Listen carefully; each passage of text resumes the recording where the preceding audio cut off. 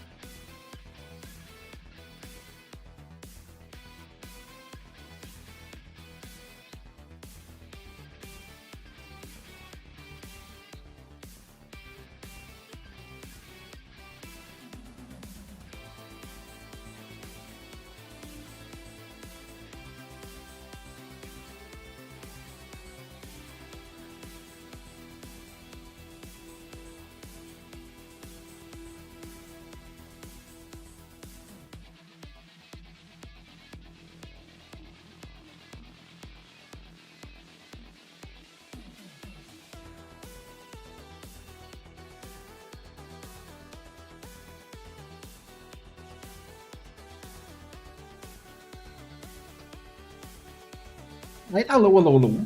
Welcome in.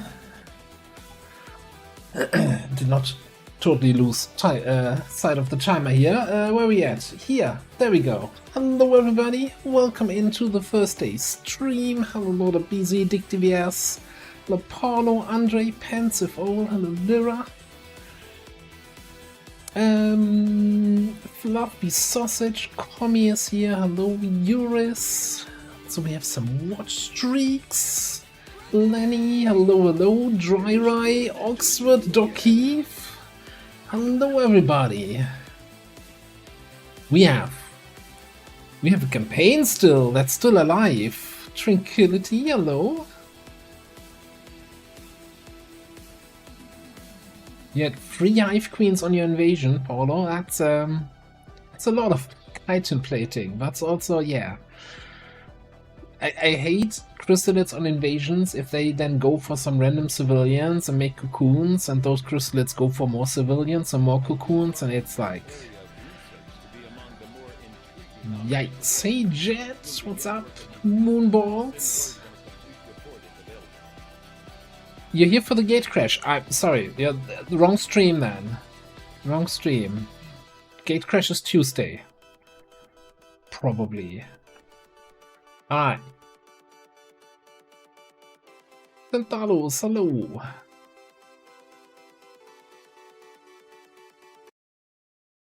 There's the music. Out. So, if you weren't here on last Tuesday, we did a Avenger defense, so a regular UFO defense, and then a chosen Avenger defense, and we're still alive. And actually everybody's still alive. We got a couple minor wounds.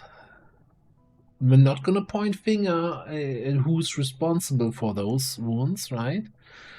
Things happen. You can't keep getting away with it. And that's fine, and we'll carry on.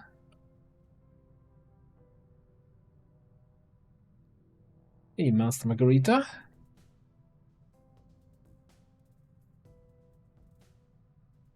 So yeah. Anyway, that's the state of the barracks. So the more important thing is this here, this timer.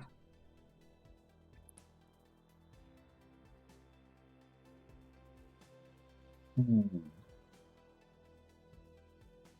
Got your gunner killed by chrysalids, that's the worst.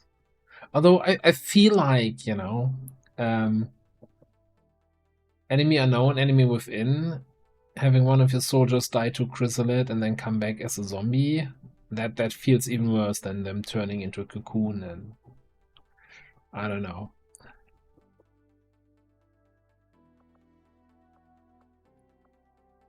So 12 days to the supply drop, and if the supply drop hits, we would definitely have another Avenger defense. So we're kind of on the clock here, which means even though we have a bunch of people, you know, that are injured and will be back soon, we kinda can't wait for that. We probably have to infiltrate the Cygate now. Like Joker? 61? Holy shit.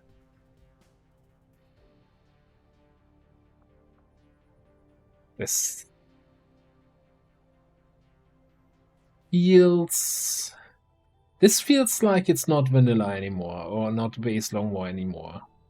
Like the Forge and there's a sector pod. That's the Mechapede, the Leviathan Colossus. I'm not seeing a legate on... Well, I guess it still changes when we infiltrate anyway, so whatever. Hey, Raging Fury?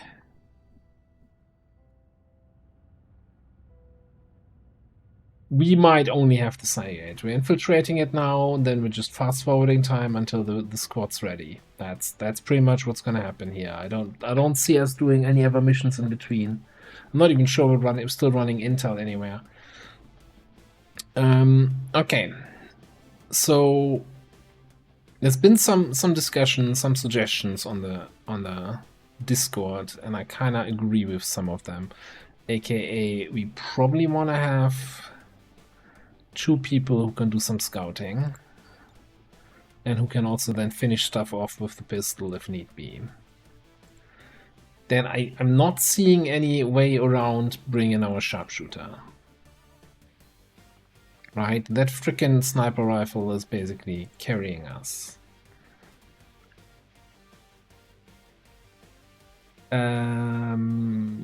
That is just normal Long War Shadow Chamber. Once you have the Shadow Chamber built, or do you mind this here? I think that's also in base Long War now.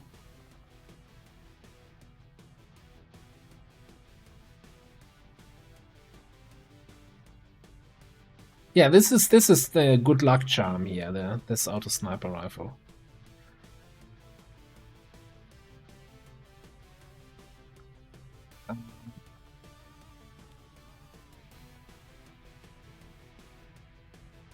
Oh, so here's a question: why doesn't it say, like, am I being crazy? Yeah. Oh, thank you, game. So Orbital Fortress is a sitrep that is on the mission, but you only see it once you load into the mission. So it's not on this screen. It's not on the infiltration screen.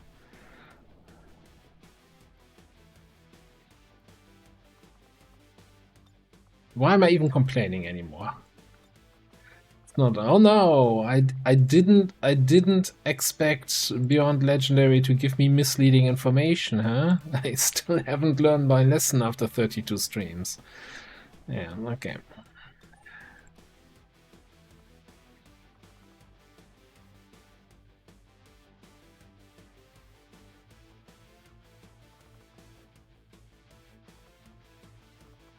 It is good to see you again.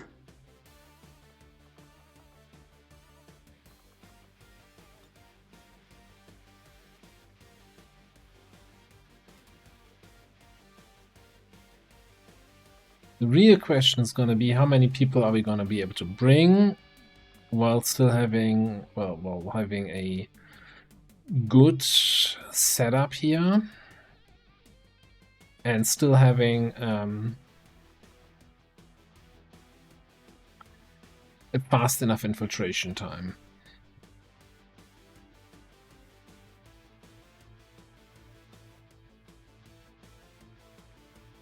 And again, I still think we need that triple sniper setup here with Requiem Sniper, Plasma Sniper, Cannon Sniper, and Maim Sniper. Wait, hang on. We only have 8 slots anyway? Would have sworn you had 10 slots for the Cygate normally.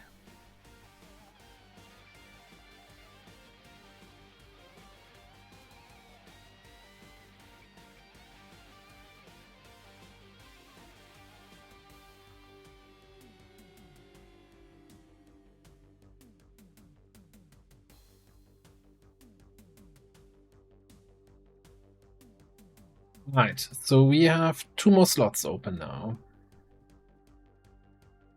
Which I'm kind of thinking we should probably bring a Psionic again. There's an argument to be made to get the other Psionic.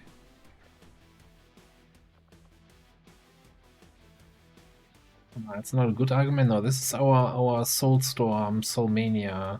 I don't think that's gonna work from this mission.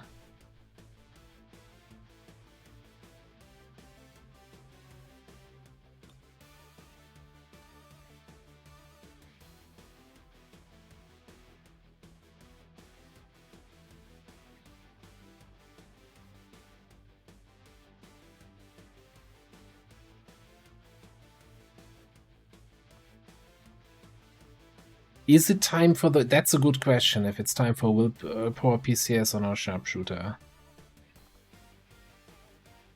That might be worth a consideration.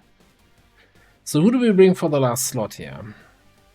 I have some ideas. So we could bring...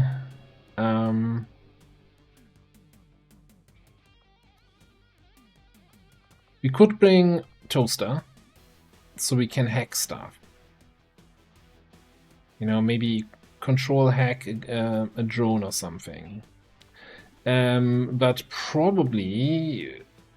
Screw that question, actually. I'm not seeing much success if we don't whip out the dong here.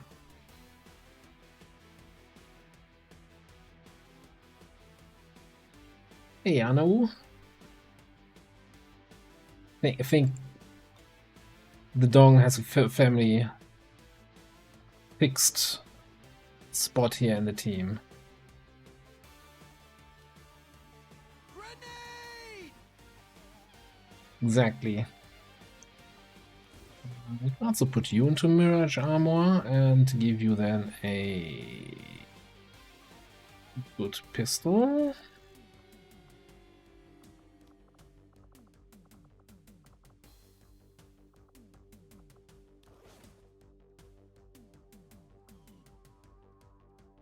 This is a 10-day timer, 6 days with a boost. Bloodspot's gonna get the radiation rounds again.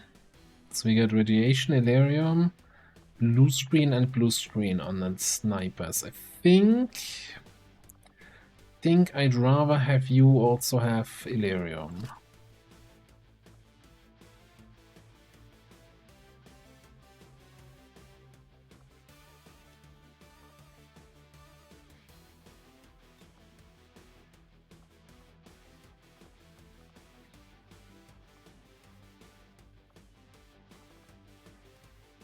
Am I gonna do the thing? Am I gonna buy a superior focus PCS?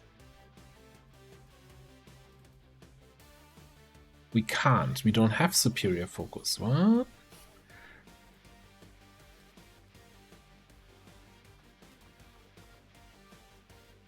So, I mean, he has 21 out of 25. So either we give him a PCS or he's gonna be tired at least, if not shaken after the mission. Which means he would not be available for Waterworld. I'm not sure if you can fix tired shaken with Hyper Vital module, or if that just works for actual injuries.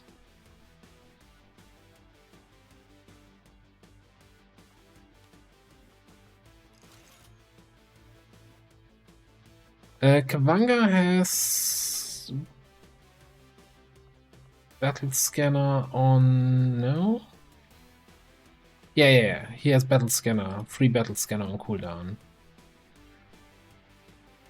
And we have some handheld battle scanners here, although I'm kinda tempted to get another med kit, I don't know.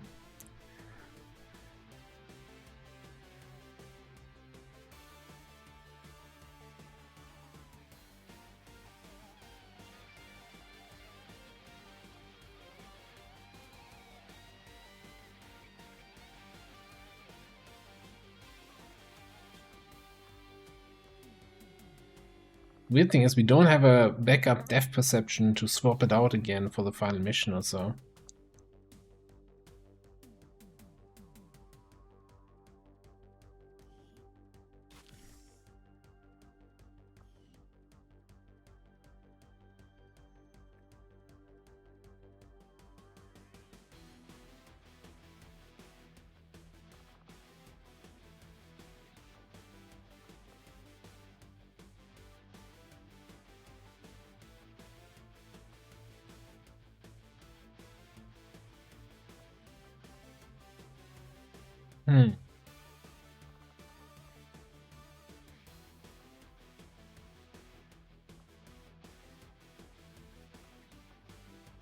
Well, I guess that's the squad, and I think we actually have to boost this. I don't think I want to do a 10-day timer.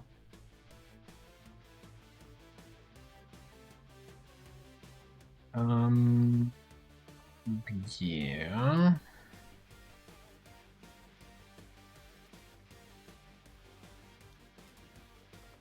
Would swap that. Using 1 health. Sure. Now we're not gonna have any pistol wielders. So our fanfire dudes from the Avenger defense are not gonna be here. Right? We had pistol on Xen, and who was the other one? Don't even remember.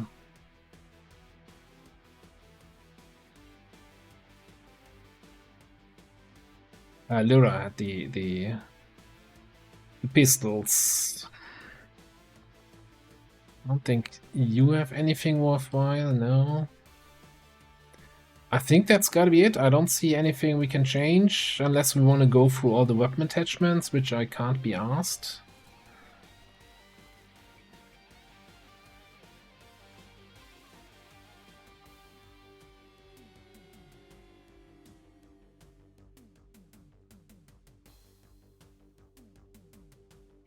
I've got the radiation on the spark.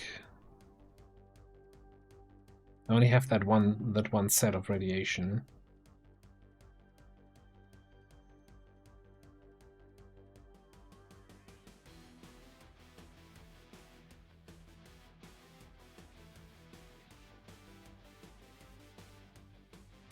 I honestly don't know where they make the most sense for the... Yeah, well, wouldn't it? Yeah.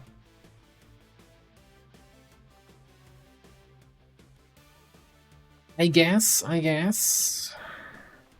Okay, let me swap around a bit.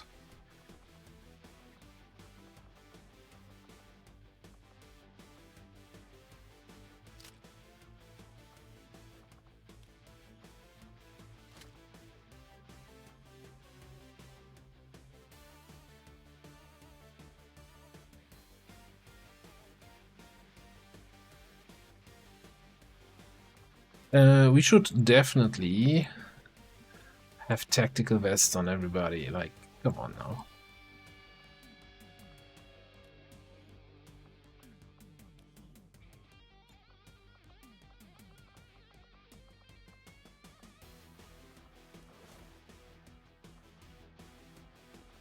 Okay.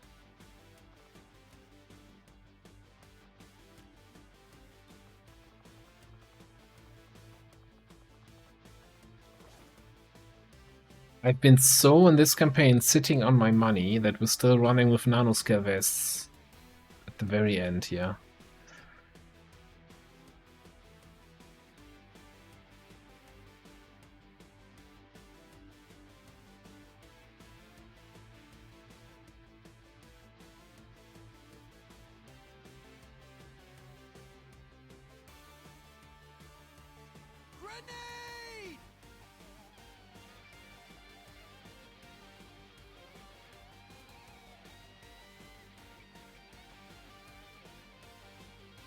Actually,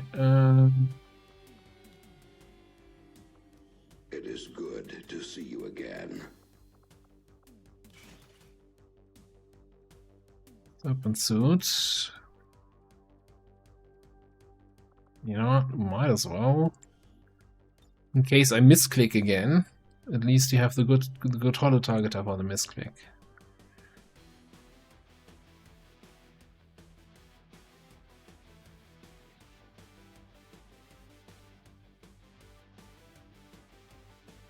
Hey, off tanker. Okay, alright. Sky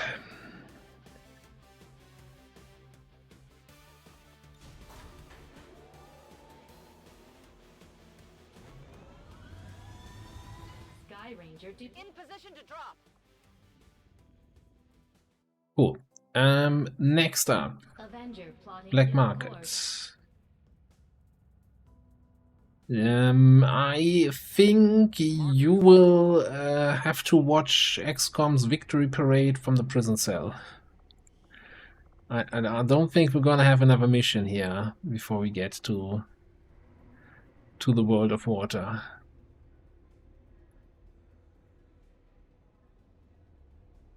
I think we might need this for extra intel.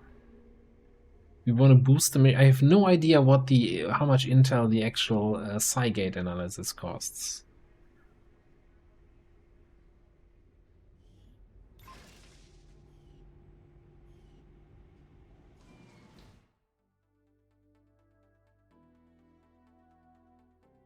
Alright, let's Commander, the factions have readied proposals for various covert missions. This. We should head to the ring to plan our next op. The stasis suit analysis.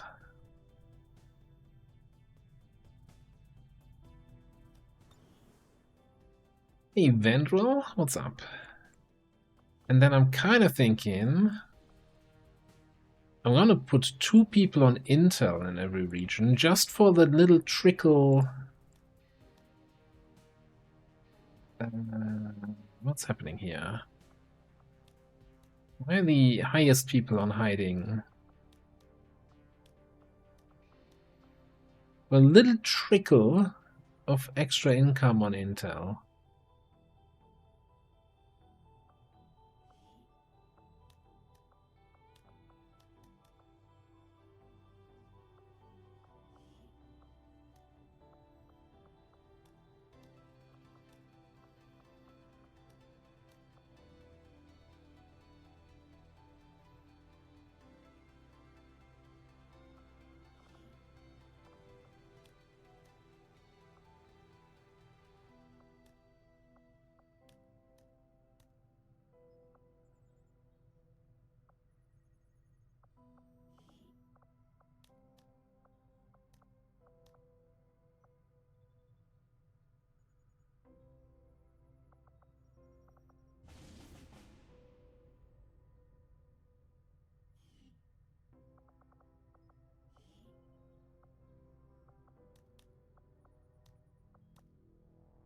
And I'm actually thinking we're not even gonna run any missions anymore. This is now Cygate, Network Tower, and nothing else.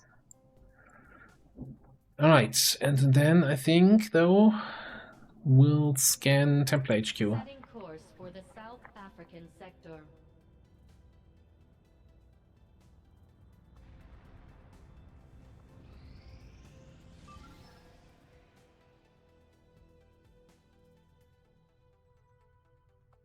Just said no more missions. Why do you have a mission? Why is off-tanker there? God damn it. We can't do that.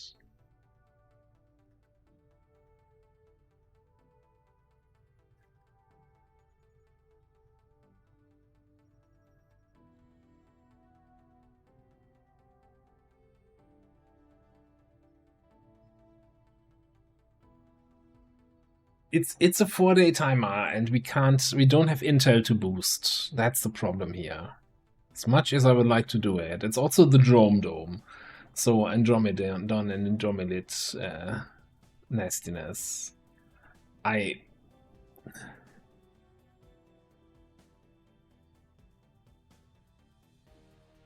Yeah, but we don't have the 4-day infiltration is the problem. And Drone Dome.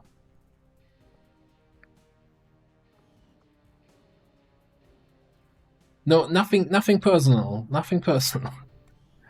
No offense, but yeah, I'm not sure.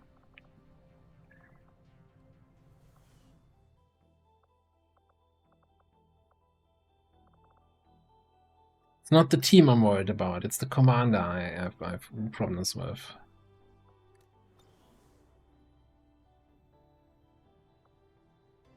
Yeah, do you really want to be back in action?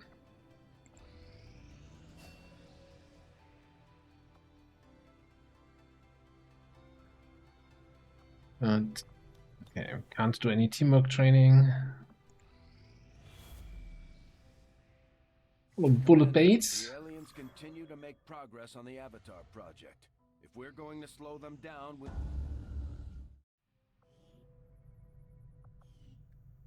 Okay.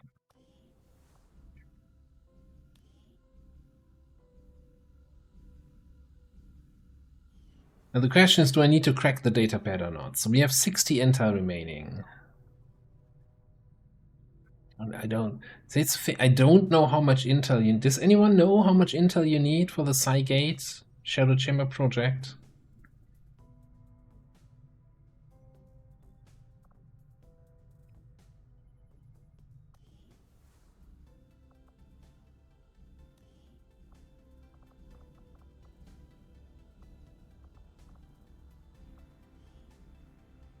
I'll direct our efforts towards the new research project immediately, Commander.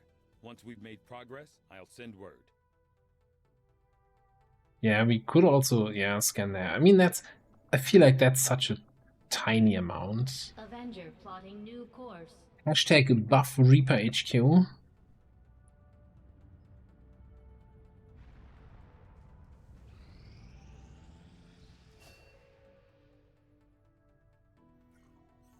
I have made a number of interesting discoveries, Commander. Wait, we still had a data cache. Why did I buy one? Okay, that should be enough though. I wanna see, maybe we can actually finish plasma shotguns by the end of the campaign. Isn't that sad? I agree. That is an important task, Commander. I don't know why the nerf to plasma research times, such a drastic nerf was really necessary. Okay, let's also throw some intel at this thing. Just so that we know that it's used there. Oh, great! More of this shit. Codices will rapidly regenerate health. Mutants and berserker attacks cause will loss in all soldiers that witness them. Yeah, I don't think so. Archons may take an additional offensive action after using Opinion's ability. Alright, Codex Health Restoration it is then. 80 for the Cygate project.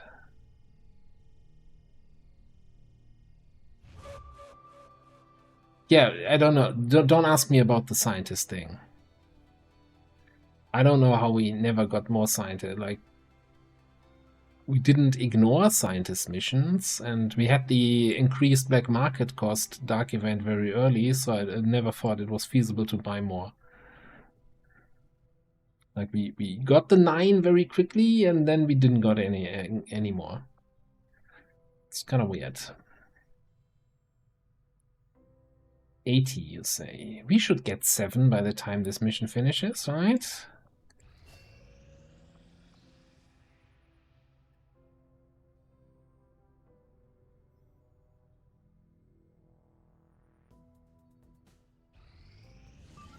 Yeah, like, that's my thinking, you know? 6 rookies. You can't regenerate health if you just kill them. However, usually, like, if I'm attacking a codex and do damage to them, I usually also finish them off on the same turn. And otherwise, I might leave them alive for a turn, but then they don't have damage, and so it doesn't matter if they regenerate.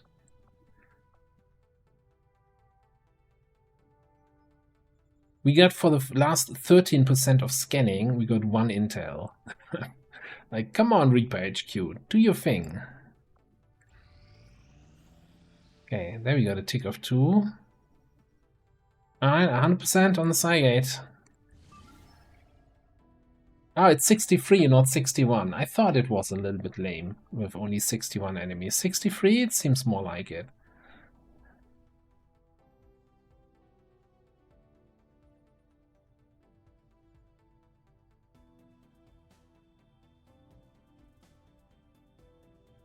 Hive Queen, Sectopod, Mechapede, Leviathan Mechtoid, Mutanelu, Colossus.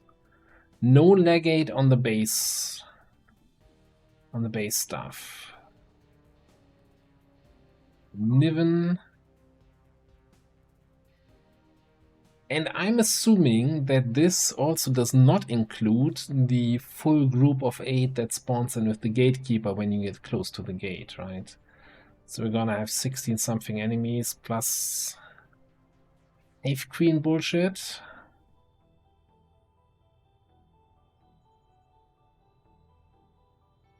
Yeah, bring a large portion of coffee there. Was there a Hive Queen even here? One last time.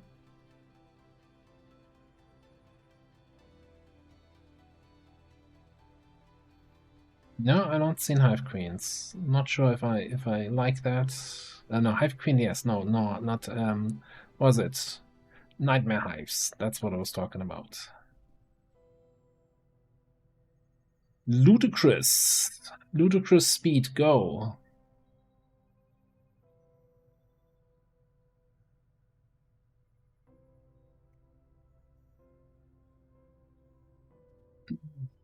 Okay, I guess we're doing a prediction. What kind of prediction are we doing?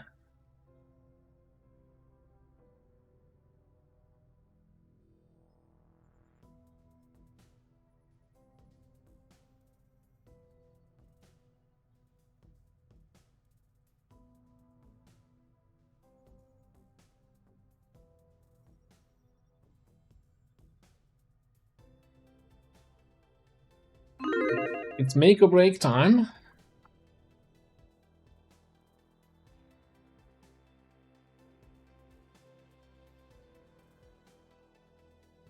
It's the real problem, Koturos, is if they jam our radar.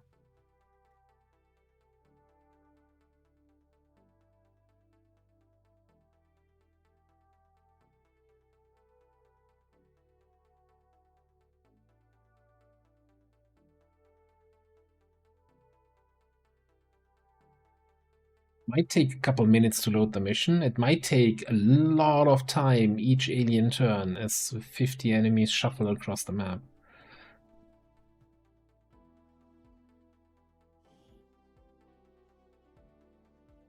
100%, you cannot under-infiltrate the Cygate. Always 100%. Codex thing they had down in the shadow chamber. We're guessing this may be its origin point, but can't know for sure. Based on the fight it put up, I'd expect heavy resistance either way. Good luck down there. Ratio, thank you very much. I'm gonna leave the loading screen up just a second longer until the prediction is through, so nobody sees whether or not we have high ground and can then say, "Oh, high ground and good cover." Raiders roll. Logical. Man, you got a timing. Welcome on in, Logical and Raiders. How was Age of Wonders treating you? Hope everything is going well and you managed to finally win that mission or campaign or whatever you were struggling with. And everybody here should totally be checking out the Logical's stream. Playing lots of Age of Wonders lately, and I'm sure he's gonna start playing a new XCOM campaign. That's what I heard, right? 2026, you said? The big return? You promised 100%?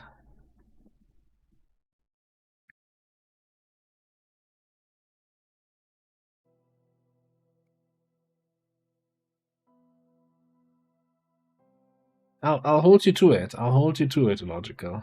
So yeah, we're just here at the final mission of the campaign-ish. The Cygate. The target coordinates are just ahead. Move to investigate This the high site. ground? Hostile It looks like we're presence standing on currently high unknown, ground, but right? expect the worst. Stay quiet.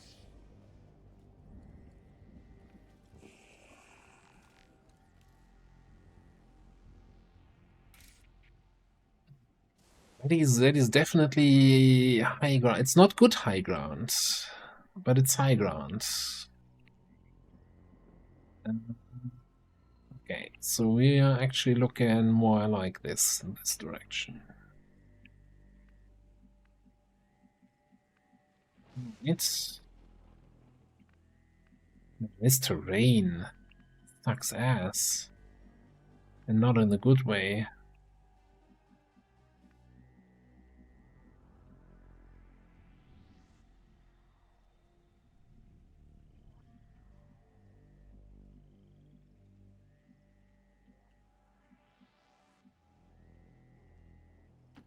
I gotta go.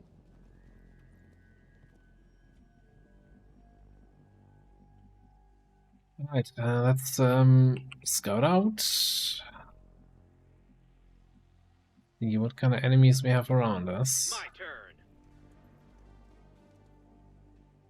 Jeez, Louise. Okay. That's kind of tame. Good old kind of Big Mac group. Not like McDonald's kind of type.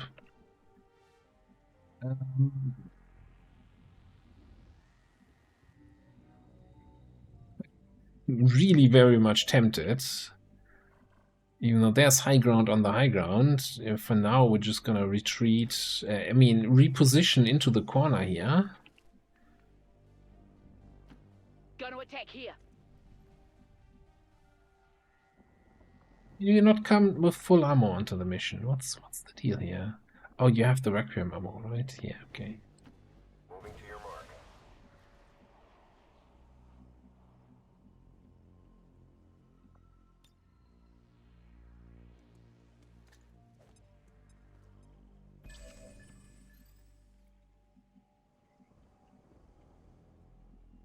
Okay.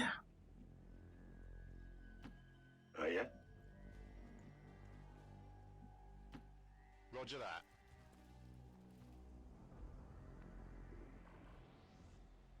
I mean, this is a fairly straightforward pot, actually, especially if we can get a good sniper activation on it. I enjoy the rush of air against my senses. Not too concerned about them.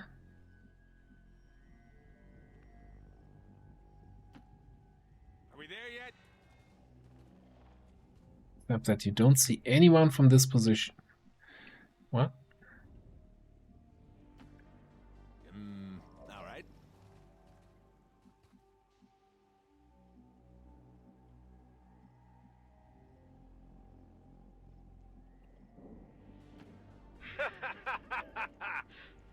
My turn.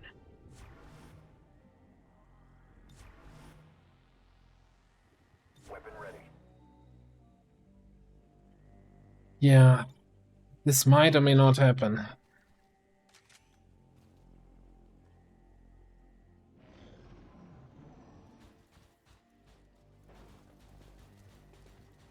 Right. They are. And I'm moving. Is the super heavy not part of this group, or is he just not moving? Is he just being lazy?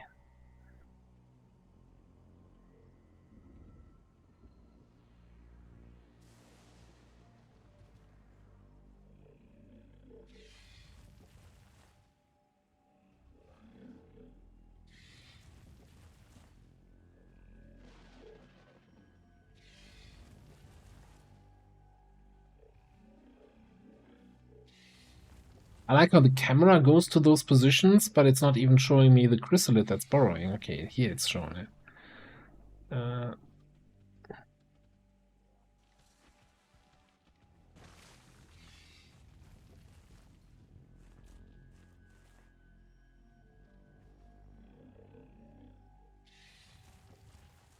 Like, the good thing about this mission is that every time we play it, it refills me with renewed anger about the burrow mechanic.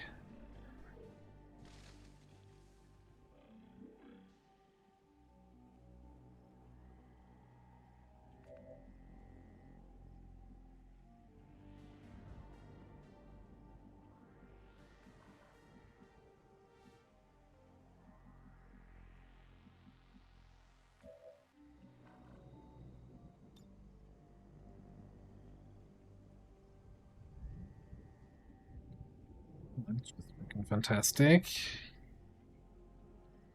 You're refusing to make any reasonable targeting decisions here.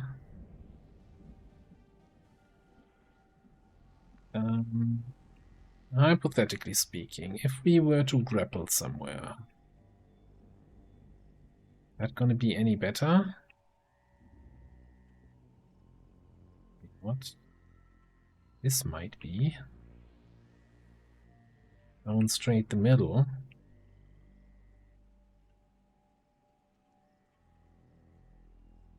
I mean, or we just walk there, because we can move after walking, shoot after walking, right? Keep the grapple cooldown.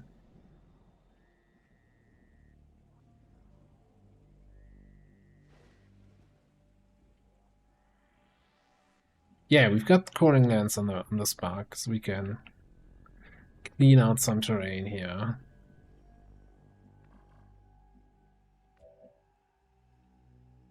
A little bit concerned, although you have such a small detection radius.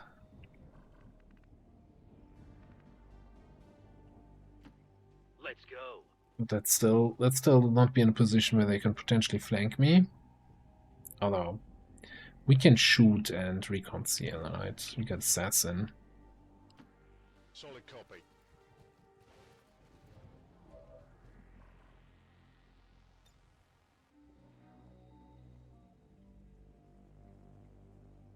Okay, we can hit these 5 or these 5.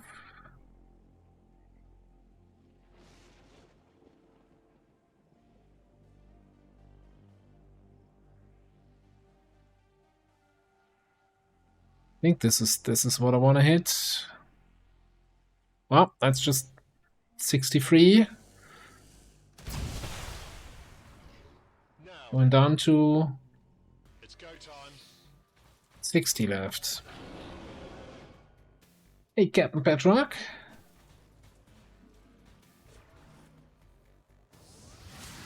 Oh, actually, in retrospect, I actually wanted to hit the Niven. Can we redo that? No? Okay.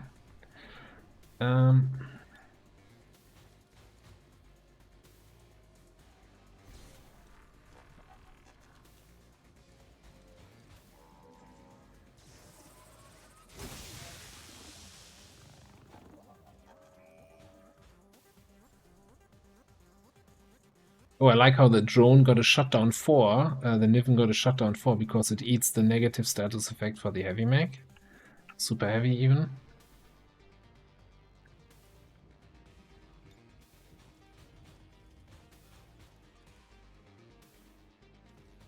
Which tile is the Niven on though?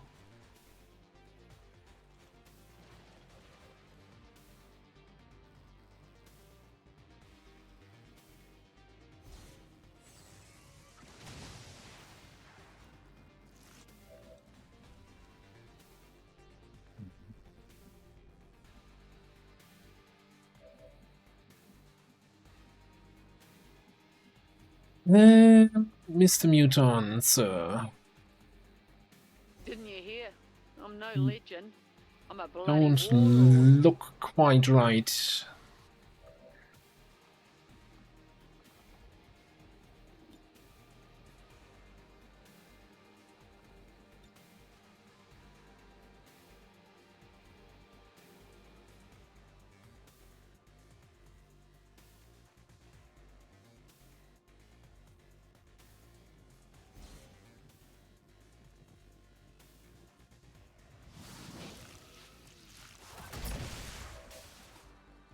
Okay, got the Niven. See what we can do about that super heavy.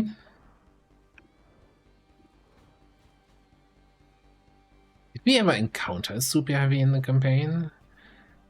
Do I have anything I should be concerned about? Damage control? Iron skin? Layered armor? Layered armor on the super heavy? Yikes.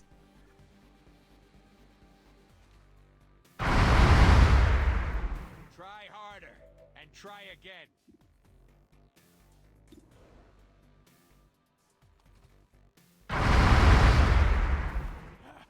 Seriously, what's gonna bring this guy down? So since we have orbital fortress drop zone, the game will put a marker on a location that is not related to where the reinforcements drop in to confuse you.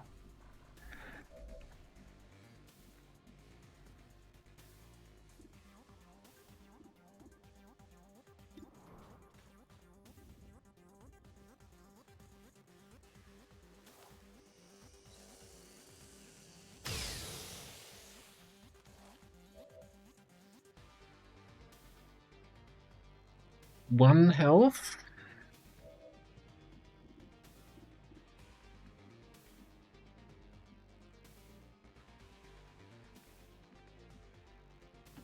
Affirmative. Moving on.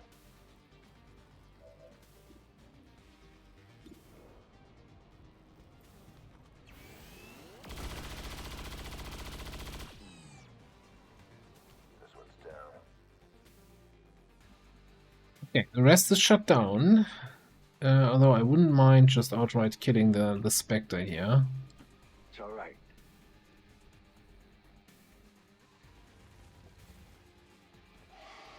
That's where the Hive Queen was I saw borrowed. this creature.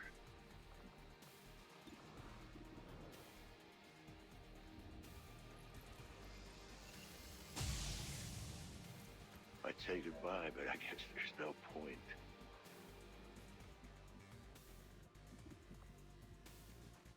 Let's take under, huh? What are we doing here? I mean, I could take the shot and next turn I take another shot just for the kill. I think that's a big deal. We have Assassin after all, so why not contribute? No bystanders here.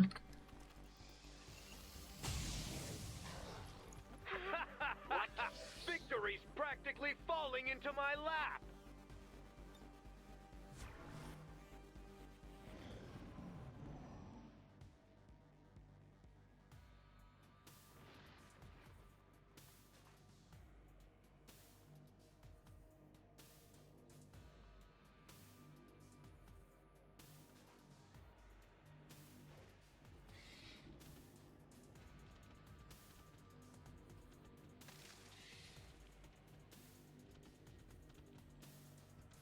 First it's a freaking cats. It's like, I want to go outside. No, actually, I want to come back inside. No, I want to go outside.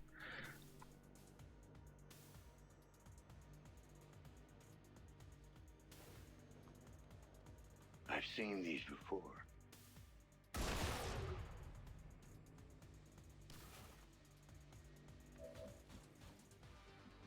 Seek defensive positions.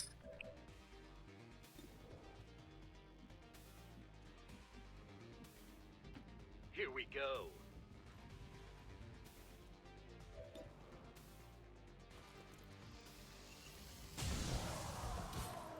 You should have picked better monsters.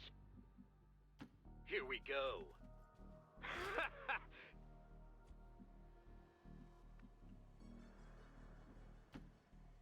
Now let's roll out.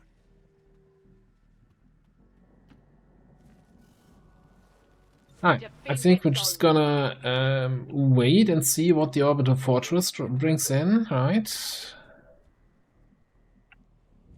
I don't know if there's much of a point, but I guess a safety evac never hurts. This is Firebrand. Evac request confirmed. Hold tight.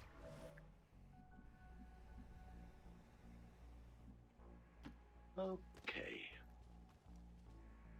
Yeah. Fall back here. Aye, aye, Commander. And one in the pipe.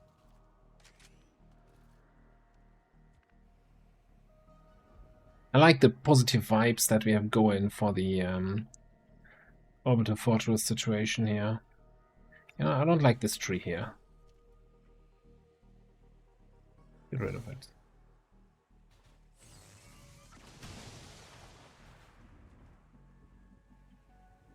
Not sure how that killed the tree that was behind me here, but whatever. It's fine. Good line of sight now for the snipers.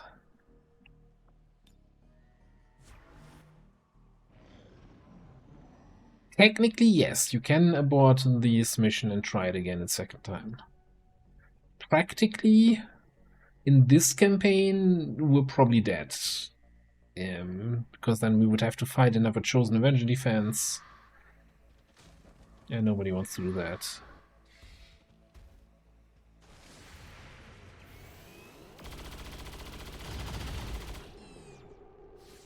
Blasters won't work on those shields.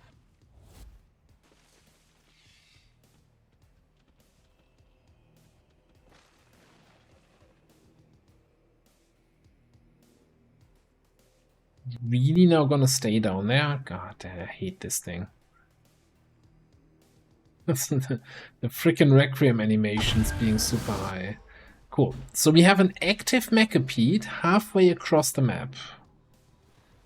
Cool.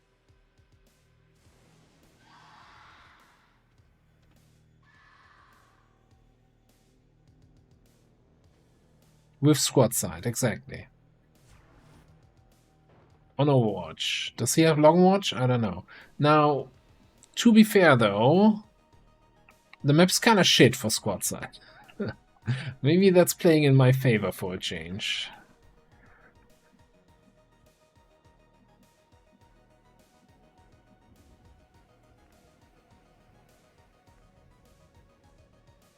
And I saw some other stuff, so you got the Macapede here. I think I saw a floater or something here. When did we have it? On the Forge mission where we had the orbital fortress, they were rushing us, right? Was it on the Forge?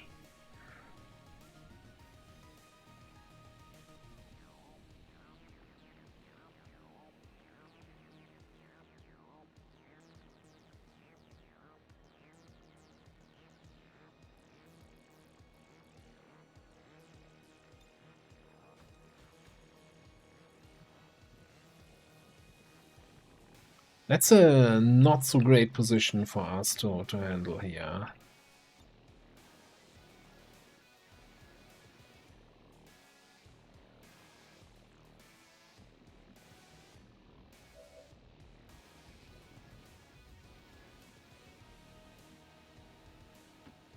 Okay.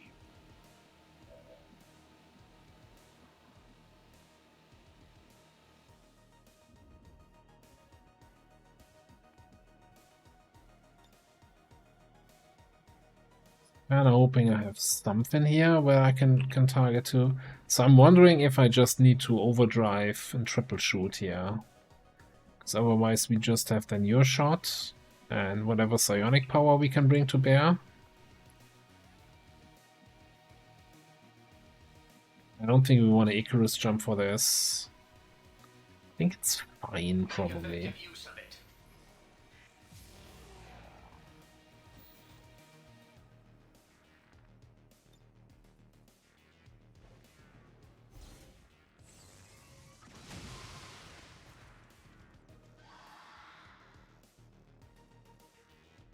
And Requiem animation goes over really well when it's scaled up so much with the Chrysalid Hive Queen.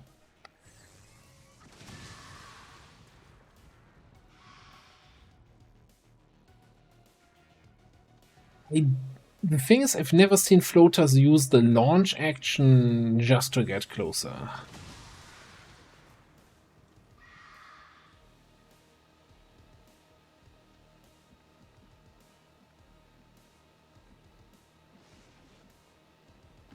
Move into position.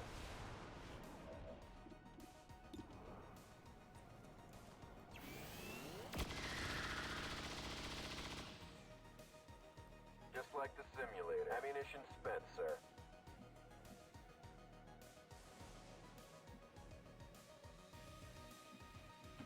Get ready.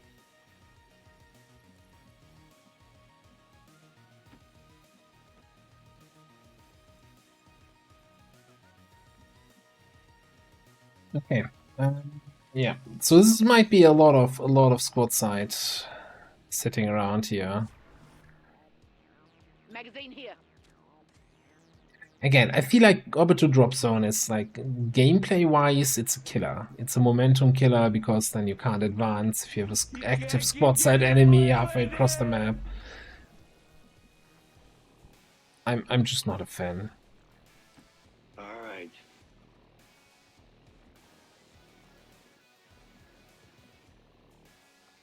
Like it feels very Long War onesie to me then.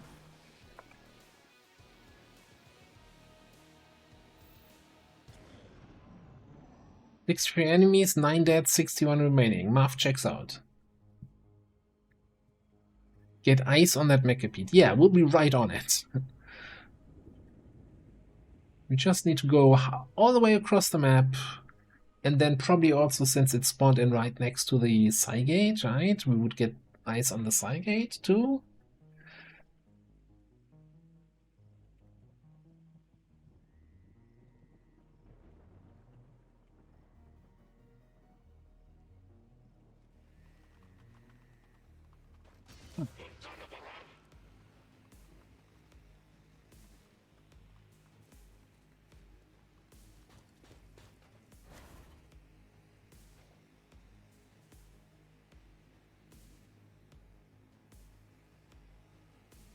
Yeah, it's like you're running around with a sergeant and a biotrooper on this map. Seems irresponsible.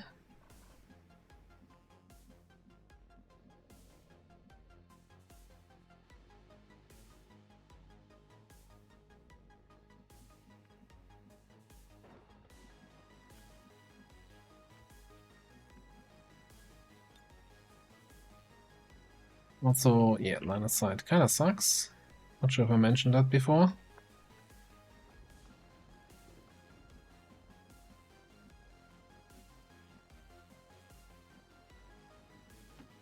Heading there now.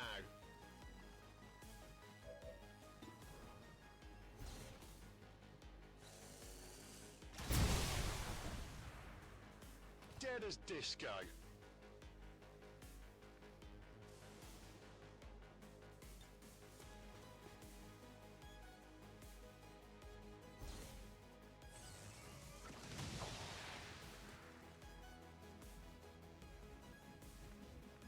Nice hunker there. What are you hunkering down in? In no cover? 4-0, reloading.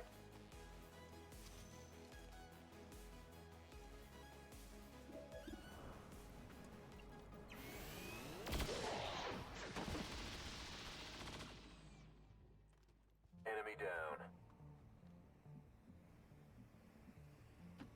Same here.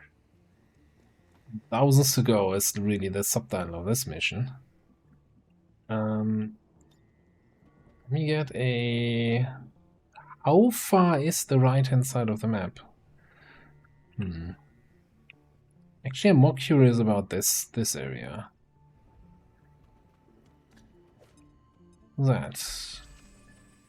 Another Legion Spectre.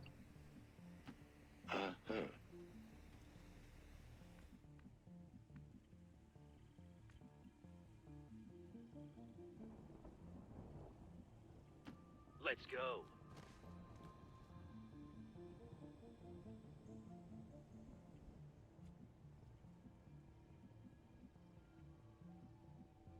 Bunch of very normal dudes.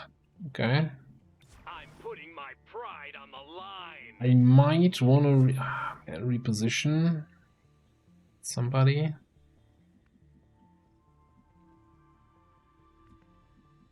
This guy.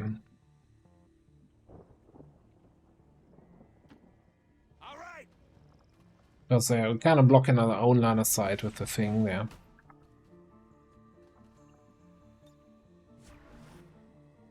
Defend the zone. Let them walk into our wolf den.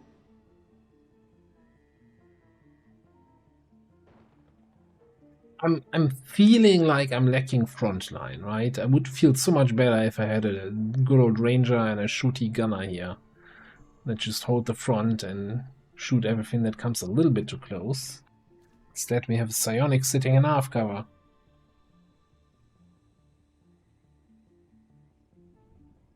And a freaking Staff Sergeant Juggernaut.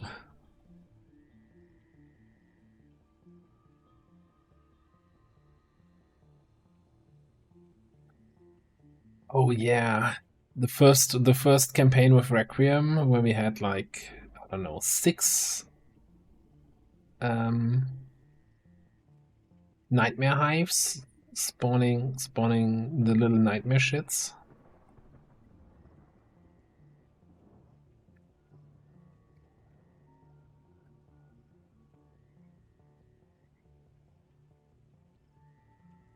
Well, anyway, about those alien turns, eh?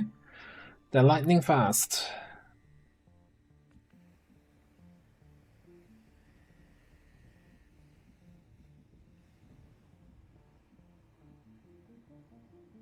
Raiders roll. And there's another raid coming in. Hello, raiders. Hello, cheese. Welcome on in. How was the once humaning? Is that how you call it? Thank you very much for the raid. Welcome in, everybody. Guys, if you don't know Cheese, one of my favorite people on the internet, great guy, and plays a lot of cool games. Definitely check him out there on that link. Rack, how you doing? Good to see you.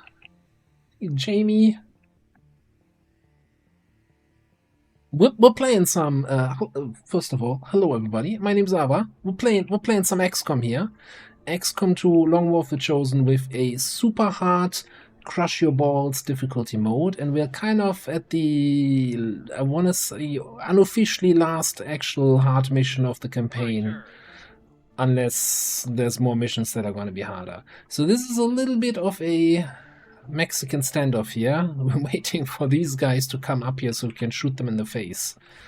I'll change the future. But yeah. These guys smells. You heard the smell? That must have been a hell of a smell if you can hear it. And hey, Peppy Shinosubi, hello there. I'm not murdering too many names. But yeah, welcome in everybody. Again, was kinda trying. So we have 8 people here, and there's we killed 11 so far, and there's 59 enemies remaining. So it's a bit of a target-rich environment. So we're playing this very, very carefully and very slowly, and I hope not too boring. But it's, you know, the odds are a little bit against us. It's the spot. Heading out.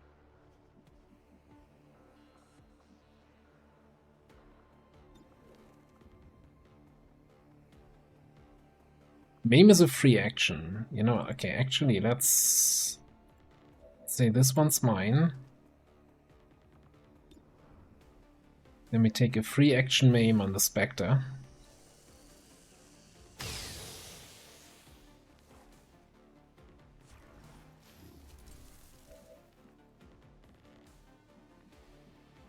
You what, mate? You made yourself invisible. No, what? He teleported down here and overwatched. You're maimed. You're unable to move. Did you not get the memo? On it, squad leader.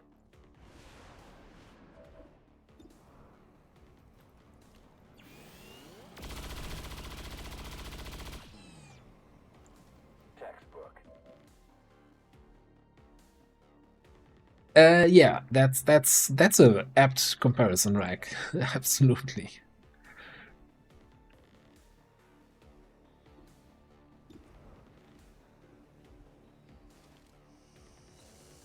Hey, Tedster.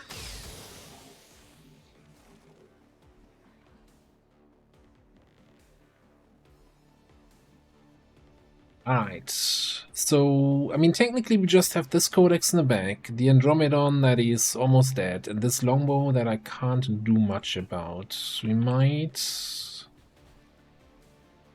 Ah, what the hell? Just take a shot here.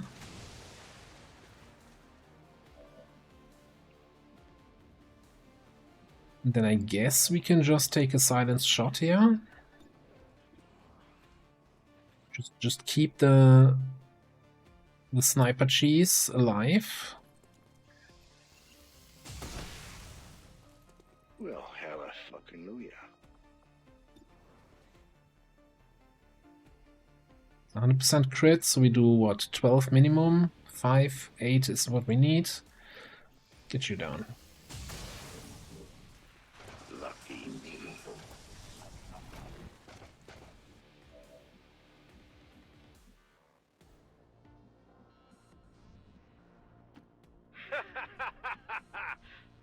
My turn.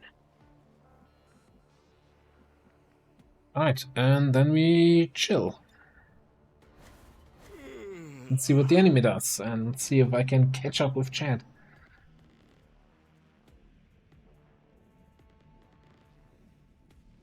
Amateur. Get out of my sight. Yeah, I think like both Scout and Hitman, the pistol with the reconcealed stuff, so both Assassin and Silence Shot is just super valuable.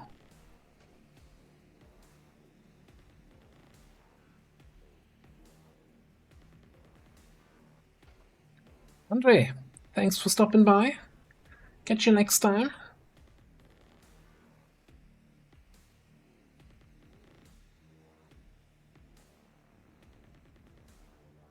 By the way, assuming, right? Assuming we actually win the mission, and I'm not sure how long this is going to take today of today's stream, then Saturday we will do Waterworld and or the Network Tower. So the final 2 missions of the game, and if we have some time left, then probably just talk a little bit about classes and what we do for the next campaign. But, you know, one step at a time. Okay, so the Codex ran away, joined a different group. Not sure what we do about these guys.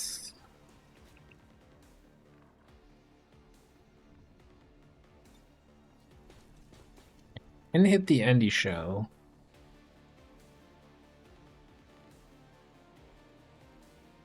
What's my range on Fireball? I think Fireball is going to be awkward shooting down the elevation, huh? Shifting here. Just see.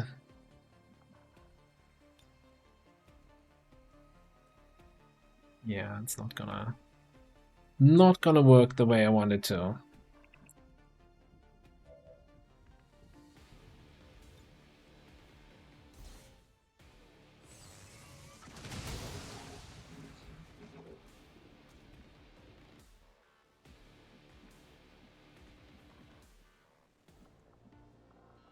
But can we do a lightning ball here so it hits the Andromedon shell?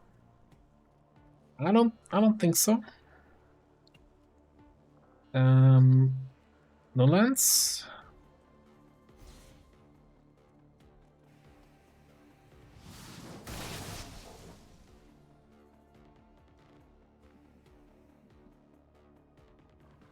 So we did have a bit of a poll on Discord about the next campaign, and the vast majority was in favor of doing a Never Beyond Legend run.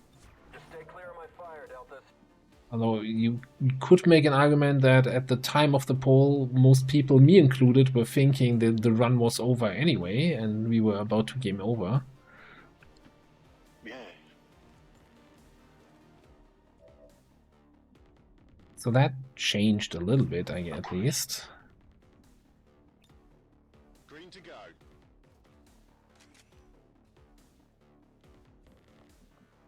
Yeah, for some reason, against all the odds, we're still here. We're still breathing, even though a little bit heavier, but that might just be me being out of form. Which pathetic fool wants to lose first?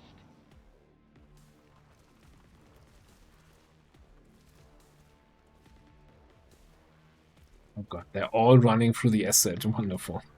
You idiots. Oh man. Advent is not sending their brightest people. But they're sending a lot of them.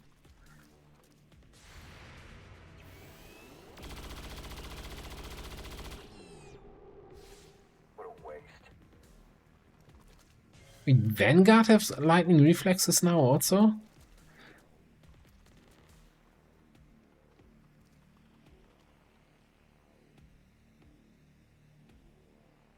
So I hate this engagement here in this little corridor. I shouldn't keep my Juggernaut there. It's just a bad area to activate enemy sets. What did you see? What did you see? Where's my FPS? God, this mission.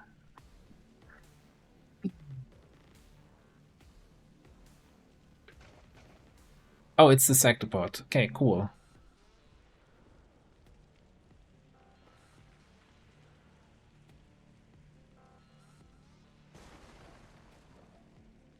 How did it get there? Very carefully, I would say.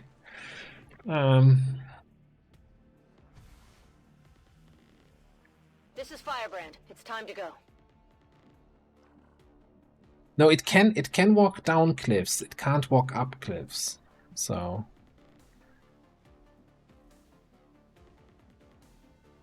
where are you even here?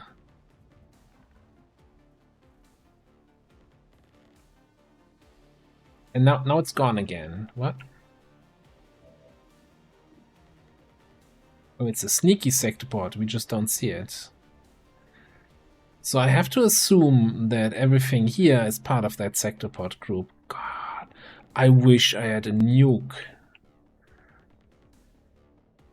Next campaign, we definitely need to bring tactical nukes.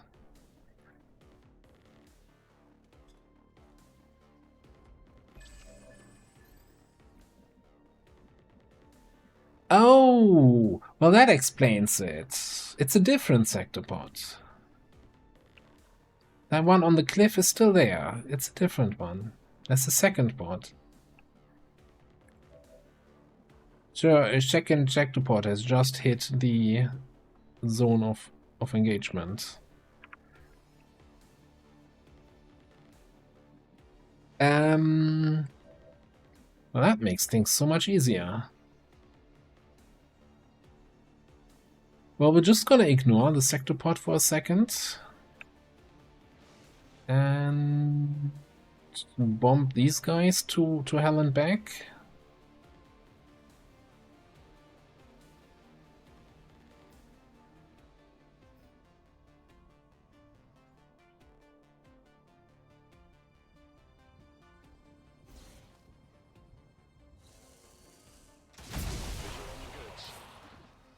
Welcome to Earth, mate. Yeah, some good crits.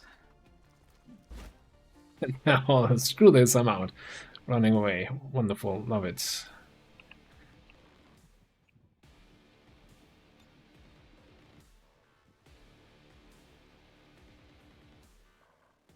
Okay, so now the big question is what are we gonna do about these guys down here? There's the risk of them coming up top somewhere and then shooting my sniper, who's just sitting there in half cover, so that's not great.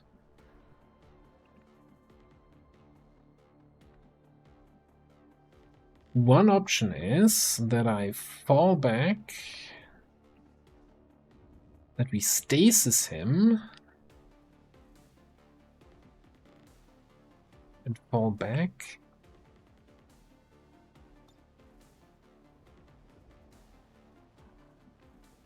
Like, I need to let them come up top so we can actually engage them, but we don't have good shots otherwise.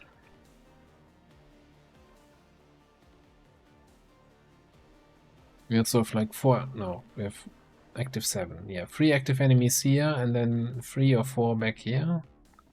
But that's super far away. I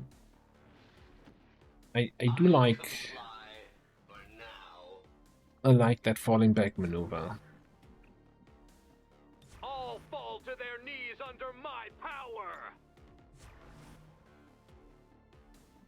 Although I might just, instead of stasising you, just mind merge here. Dead set on making him dead. You with me?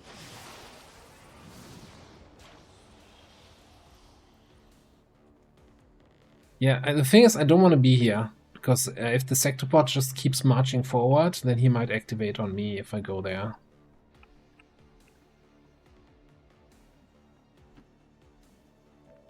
So I'd rather just fall back a little bit. Break line aside. Wish me luck.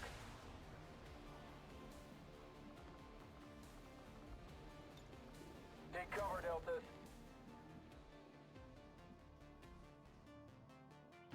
Okay. Fine.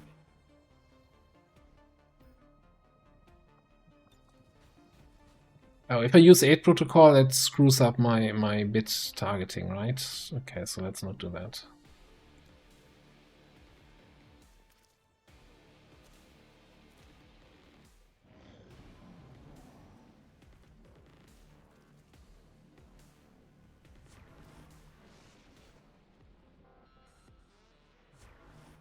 Like how they're clinging to the last few cover objects that are still left up there. Because we blew up everything else.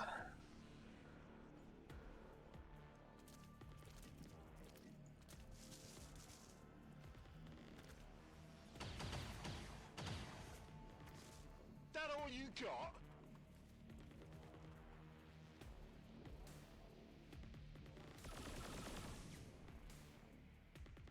Vanguard doesn't even care about being flanked. Fortify, okay. Sectopod is bum rushing us, okay. And he's a scary group with that Sectopod though. Holy crap.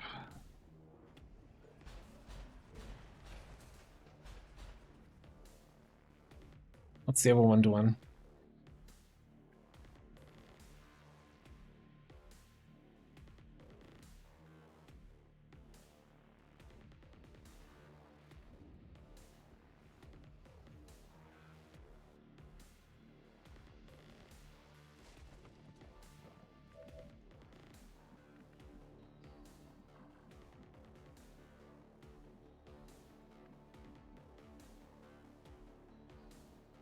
Yeah, kinda lost the line of sight on these guys. We're not in range for the bioelectric skin to show us their locations. Fine.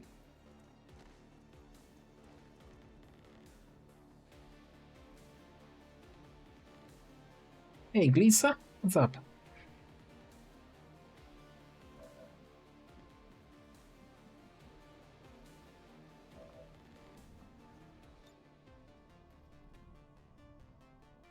Can't and get a rocket down there.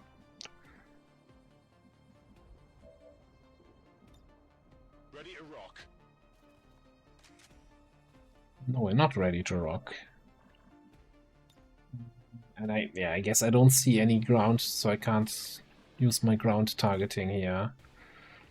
So, what can we do?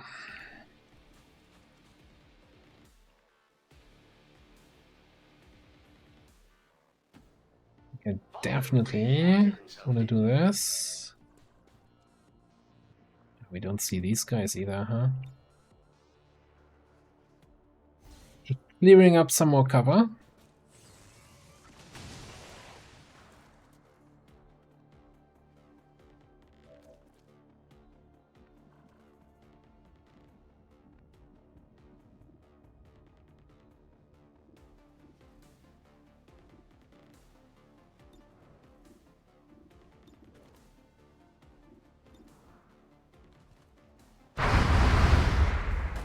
I aim because I care.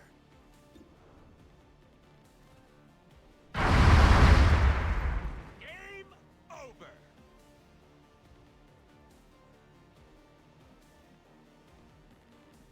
Then sorry to hear about the internet and about the work, but I guess it is what it is.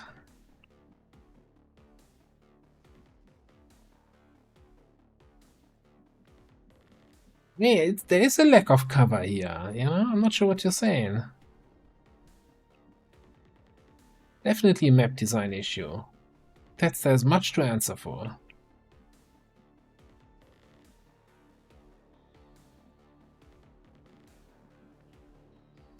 Okay, let me just poke in with the scout here. It's my turn. See what we can see. Would like what we can see. Is our tree removal program helping my rocket? We would be able to hit the sector pod here. I'm not sure that's what we want to do though.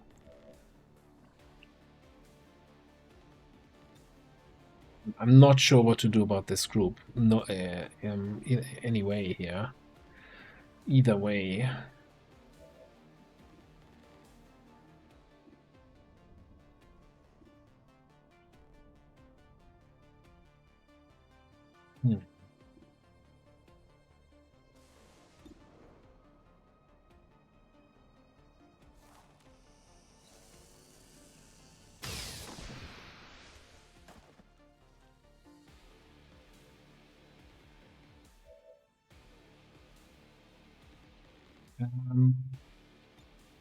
Well, not during the mission.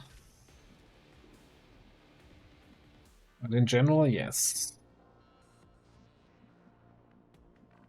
I wish I had more like high cover to pull back to. I guess that one there.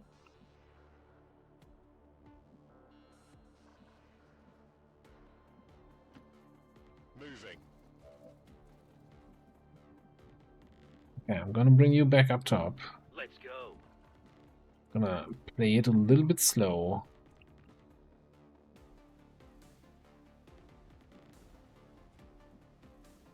On it, squad leader. Pull you back. Don't want to get my scouts revealed.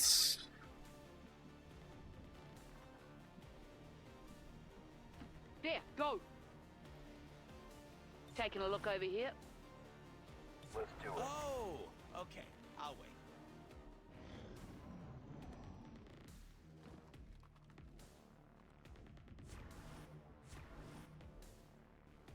Well, clearly the solution is that all map makers should make all cover on all maps 100% always indestructible.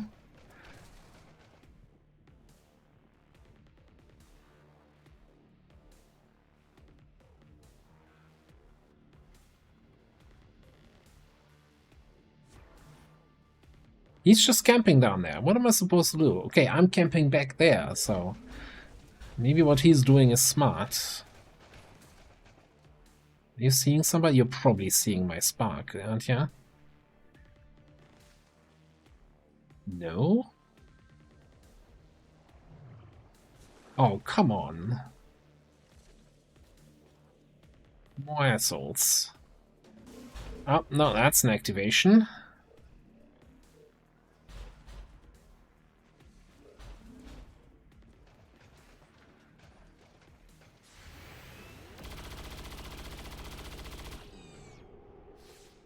Those things can move.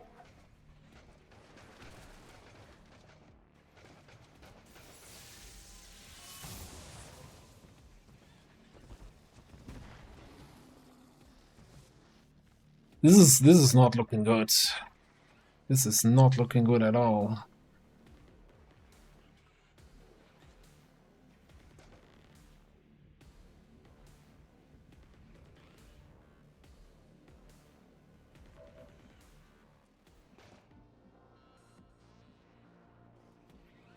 This thing is a big problem. And of course the sector port. The sector port, if nobody is in direct line of sight, can't get any closer, right?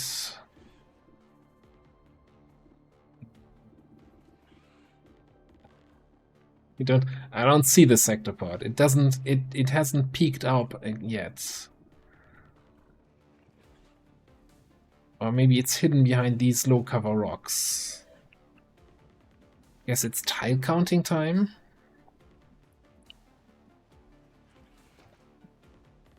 8, 9, 10. We would need to be behind this line to be safe from the sector port. That's a scary thought.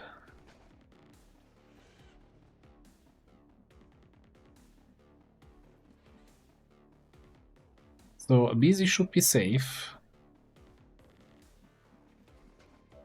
Nosh is probably safe if we move back here. Top shelf needs to move. Might be safe back here.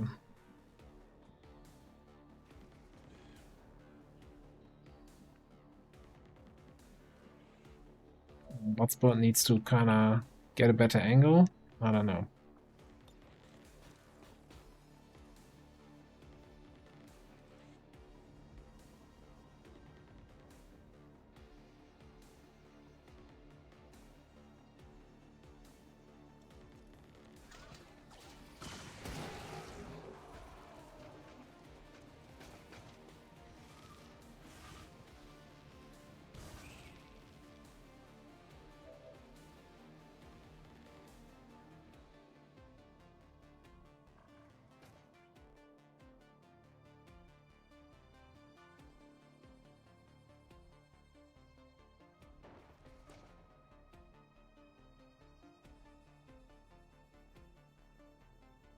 Okay.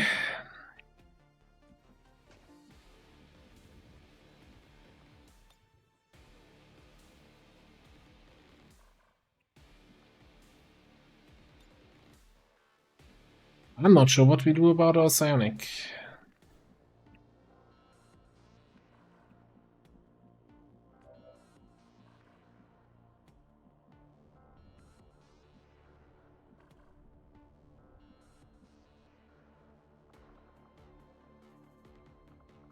Make me grapple with Kavanga.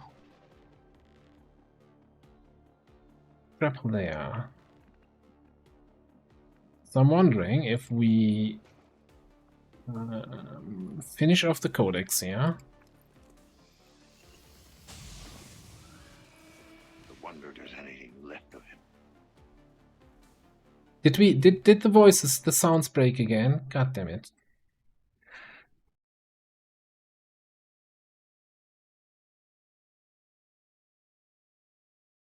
Sorry, Lenny, I owe you 1 grenade. Grenade! Grenade! So yeah, Kavanga can grapple here, which looks totally safe.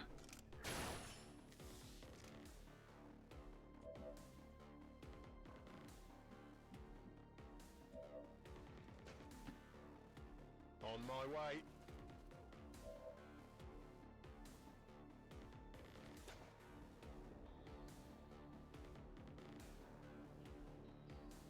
A magical spot where I can hit something else than just the hinter?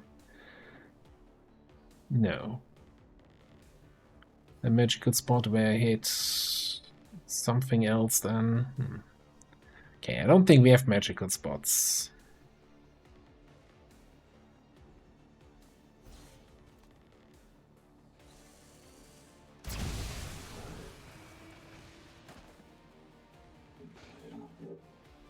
Oh, come on. Smoke bomb, really? A man of your talents?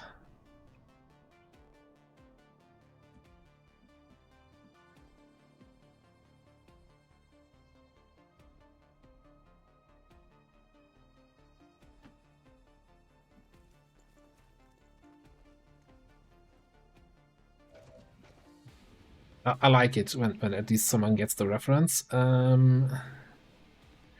Okay, so the plan is... There's no plan. The plan is...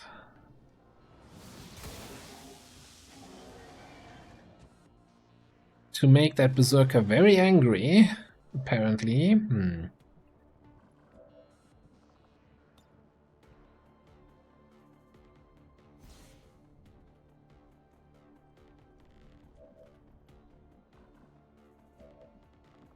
And we can stasis the Hinter.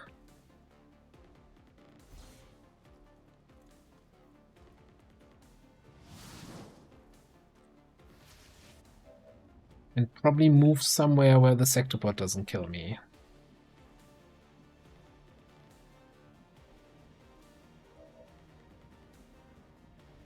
Yeah, that still leaves me with an angry Berserker, an angry Andromedon, and an angry Andromelid, and some other mildly angry enemies.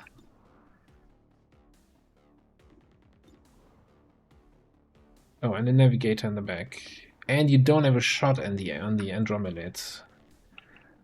Huh. Do you?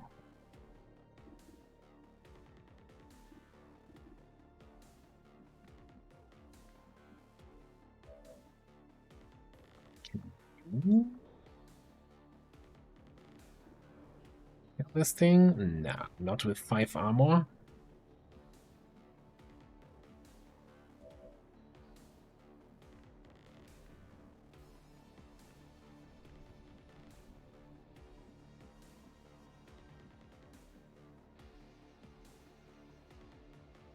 Line of sight with the sectopod is weird. I'm not sure if I'm actually out of line of sight here, or if it's just because he hasn't gone into high stance yet.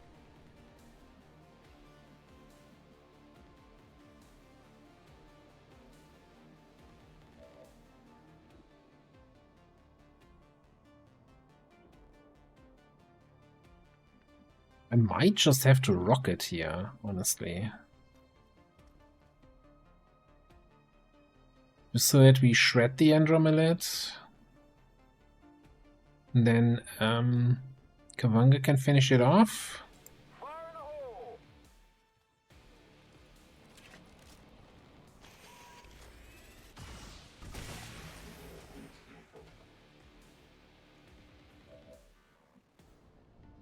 Can Kavanga finish it off? Do 11 minimum damage. It has 7 health, 2 armor. That's 9. Okay.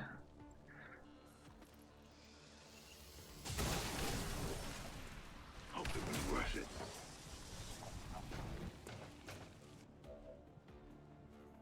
No, it's if we don't attack it, it won't attack us. It's like it's a peace-loving sectopod. Don't worry about it.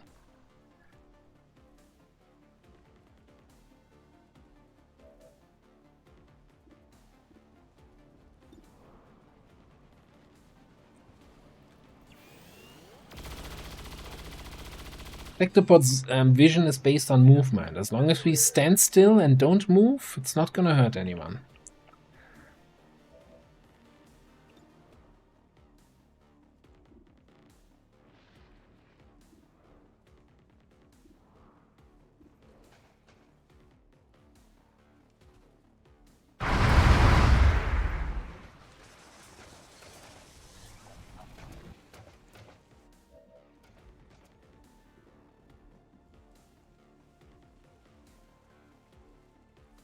How much damage do we do with Boreal? 12 to 13.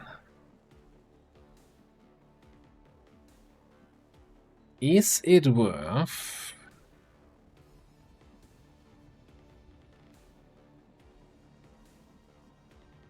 like... Icarus jumping somewhere else? Then I can Burial Protocol this thing and then finish off the Berserker?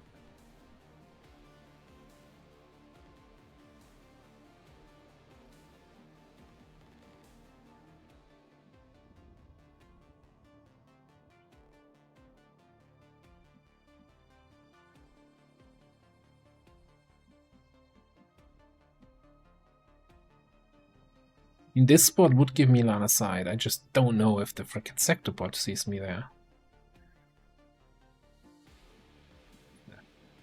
Wildest Icarus jump I've done in a while.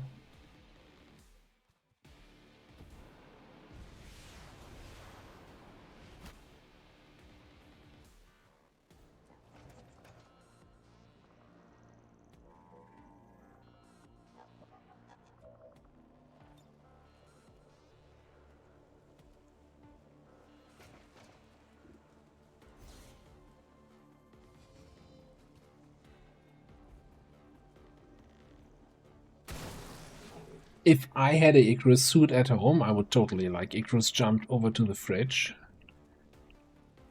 Some coke.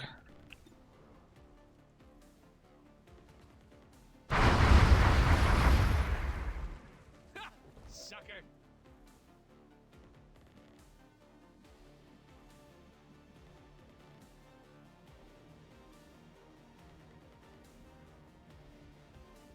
Okay, so only 8 enemies active, right? Got a commando, elite lancer. That's actually a bigger problem. The gunner here, who's currently overwatching camping. These guys are all inactive. There's some loot about to be expired. The Sectopod is active. I don't even know where we have 8 active enemies. 3, 4, 5, 6.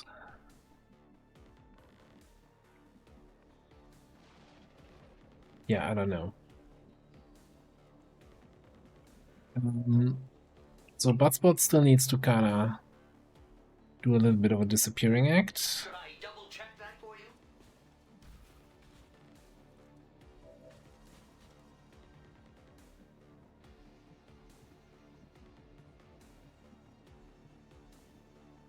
you? I think Oz will just stay here. It's no Oh yeah, use top shelf. struggling. Top shelf needs to fall back. And hope that we're out of line of sight of, well, I guess we'll find out now. You also need to fall back. So we're running out of map here. Can I buy a map extension? I need to purchase the DLC so I can play on the rest of the map.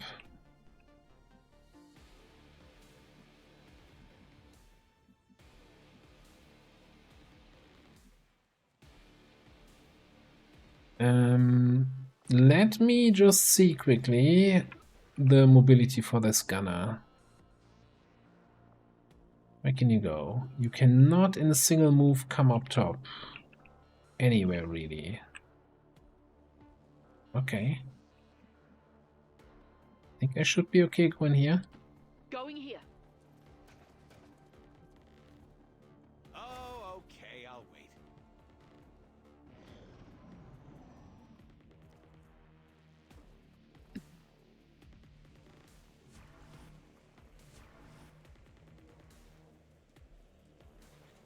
That group there, that group here coming in is gonna be a huge problem.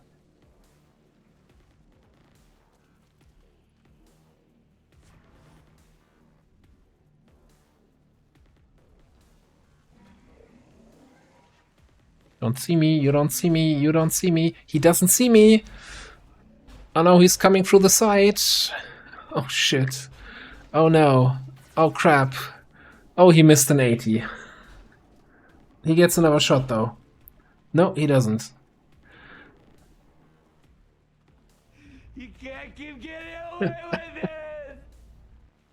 Jeez! Ooh.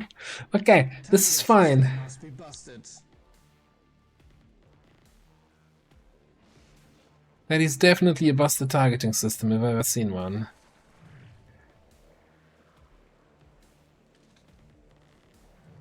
Oh, no, no, no, no, no, no, no. What you doing up there? Don't reveal me. Navigate somewhere else.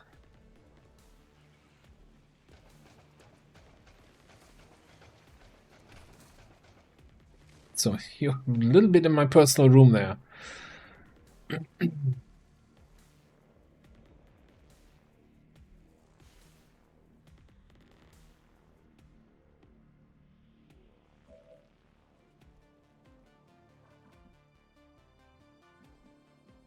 Yeah, and you're in my personal room here. There's a lot of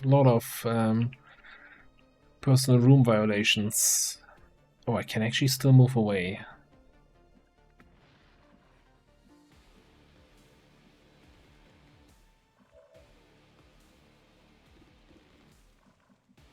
That sector pod is in direct line of sight.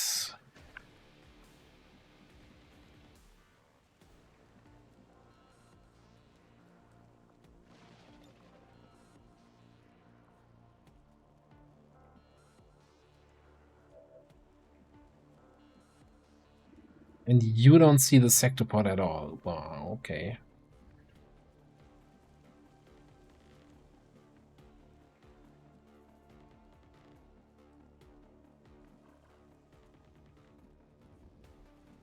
As dumb as it sounds, I'm actually really still tempted to run everybody away into the back corner of the map so that the sector pod can't fight us.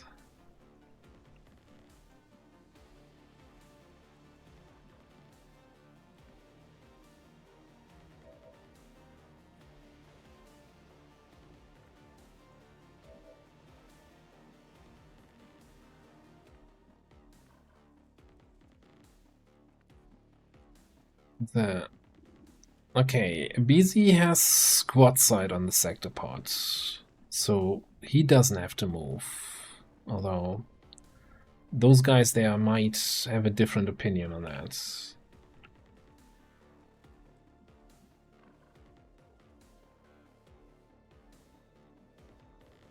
Yeah, they'll probably get in range and activate here next turn.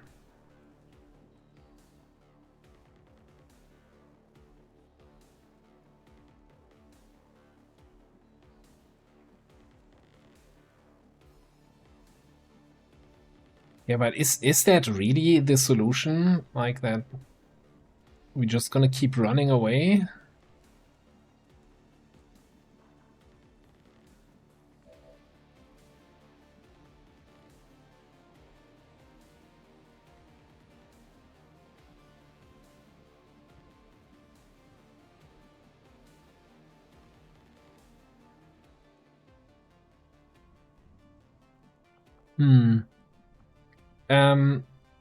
There's one more thing. I can't marionette control a sector pod. I am actually really sad about that.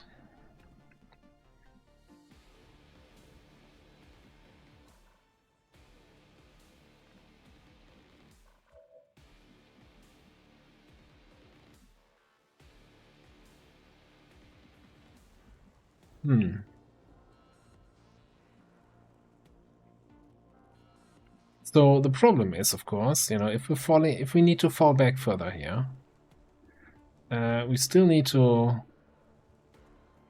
do something about this thing, and we need to do something about this. This is even a bigger problem. And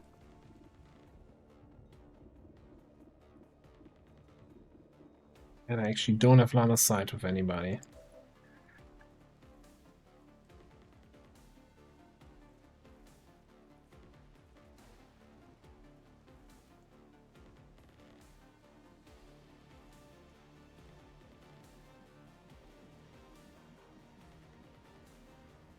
So So if we get Illyrium poisoning and radiation on him, then maybe.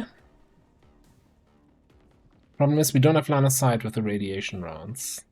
Unless I take down this tree here.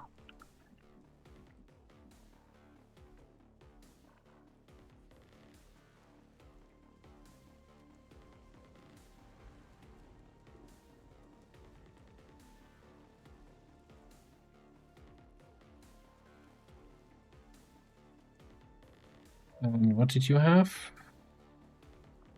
You have the blue screen.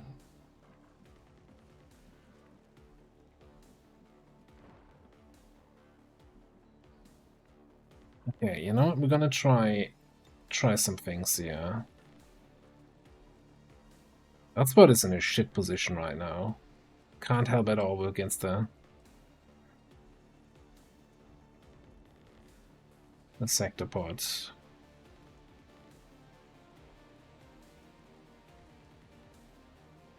Yeah, is the bombard coming anytime now?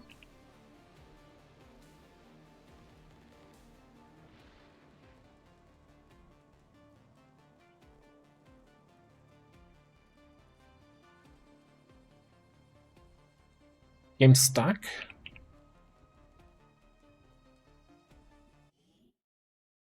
Ooh, that's not good. No, the menu opens. There we go.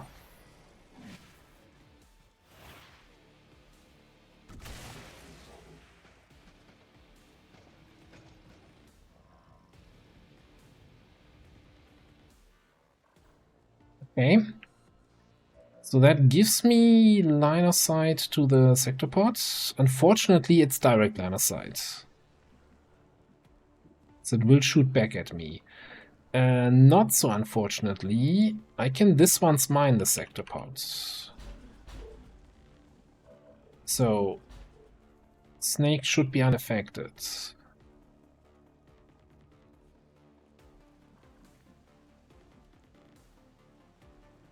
Oh, rather, like I have 90 defense against him, he can't hit me, right?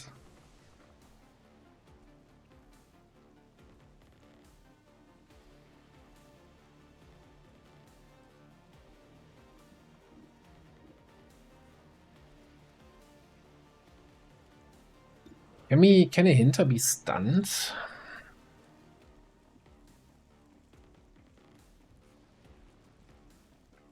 Immune to explosions, mental effects, nightmare bombs.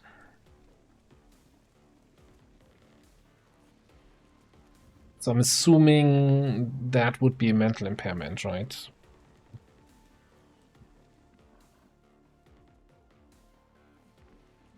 I'm just trying to see if I can get some damage in on this thing.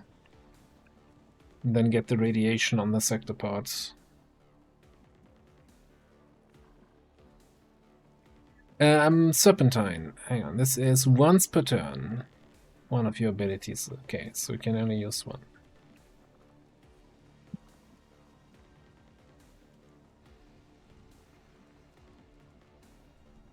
Let me actually do this differently. Let's start with you here. On the sector part, please. Because that's also going to give us some shred. How many bullets are in your head so far? Oh joy! Bullets!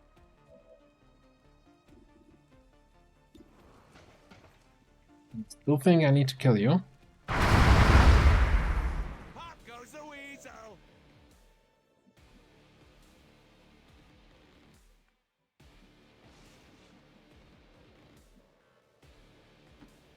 Get ready!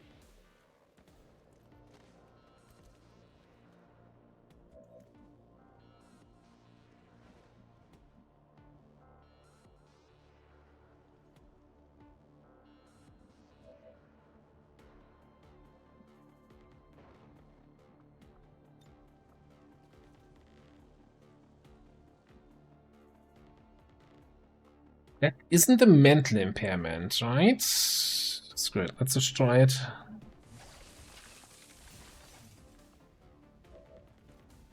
Okay, that's one problem off my back.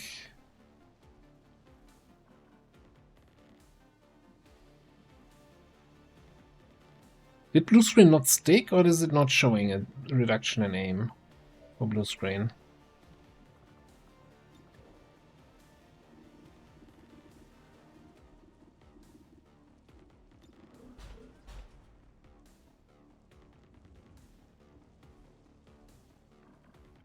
I'm debating how I want to play this.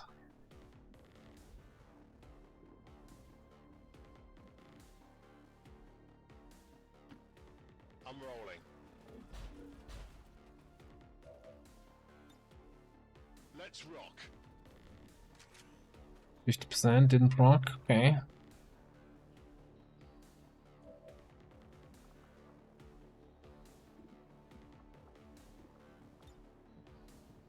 You punk!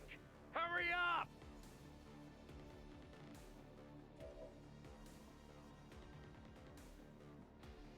Deadpool for Grandmaster.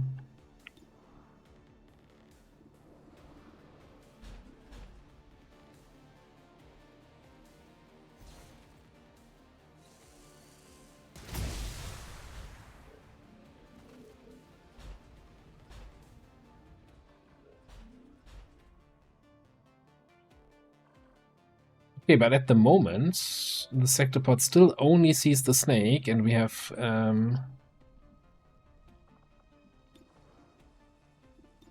this one's mine on him.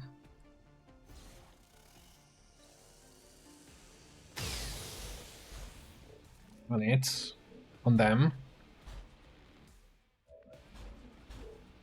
He didn't even do his return fire. That's weird. Am I not in direct line of sight? Is there a little squad side icon? There might be a little squad side icon.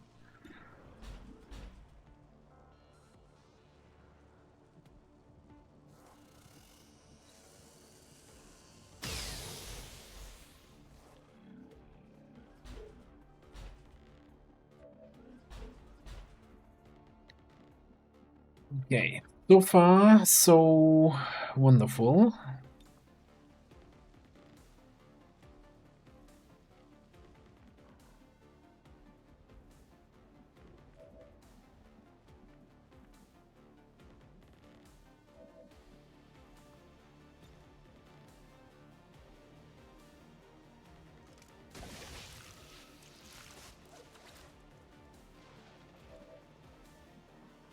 Still did not move him to a cover tile, even though there's a cover tile available in an orthogonal direction.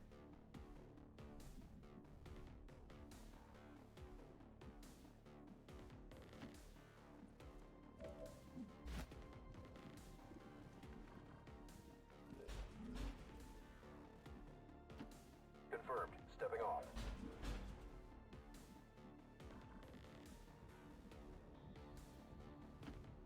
That's right.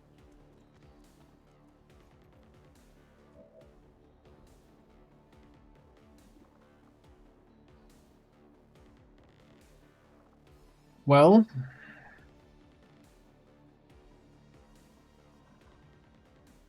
how are we feeling about this? Do I wanna teamwork for another shot?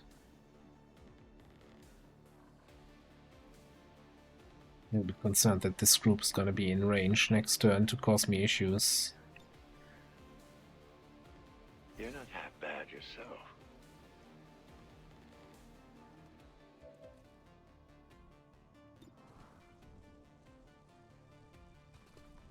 That's my damage jam. Okay. Deflecting our attacks.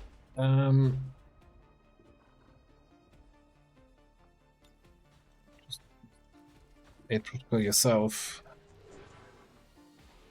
Laura! That's exactly the right reaction here.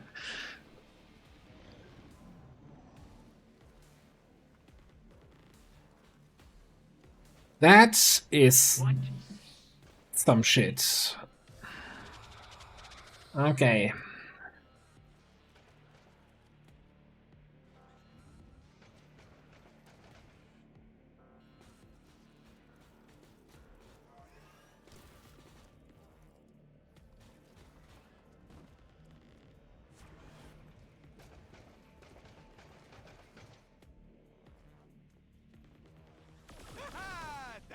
actually hurt. Oh no. Uncharacteristic. Oh no. Oh no, oh no. Oh hell no. Oh, this went from bad to terrible. Because I feel like somebody might be actually in range of the sectopod now.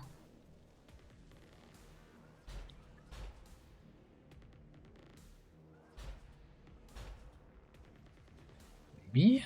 Maybe not. Okay. Okay, Ocelot is not dead yet. Hold that thought, the Lancer's coming.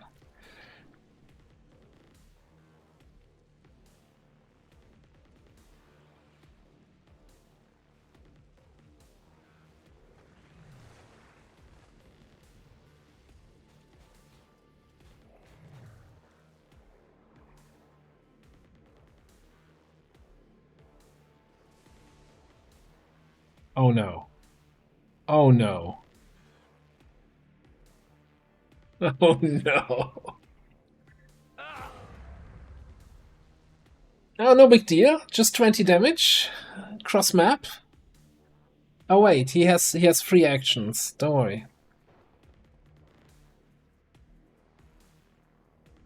Close range. Squad mate out. No, that's not close range. Yeah, so much for, hey, at least they don't have a good position and they can't snipe across the map. Hit me right in the dong there. Oh boy.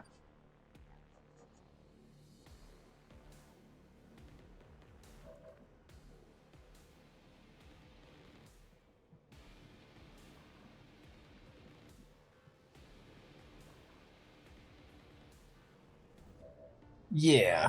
No, that's not balanced. It never claimed it was. It never claimed it was.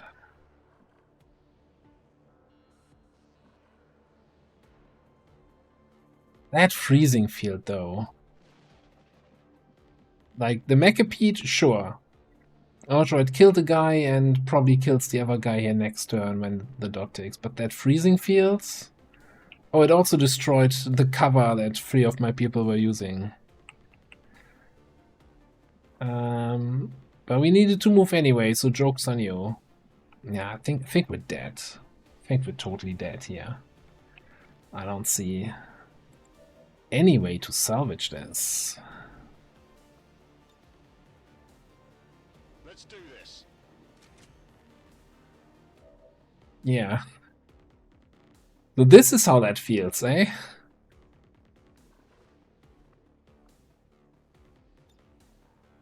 Now I can follow even more orders. That's probably what this looks like.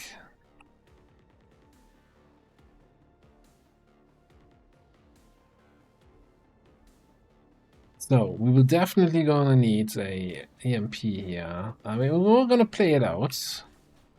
Isn't the mech here up here? Okay, he's on that spot. So something like this. Now I would need to check with the classes and everything.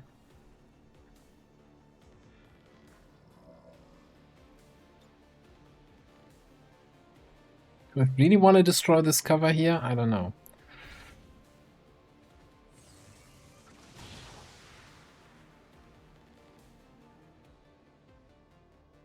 Oh, you just... It's not good. Oh, you missed? Okay, cool. Ooh.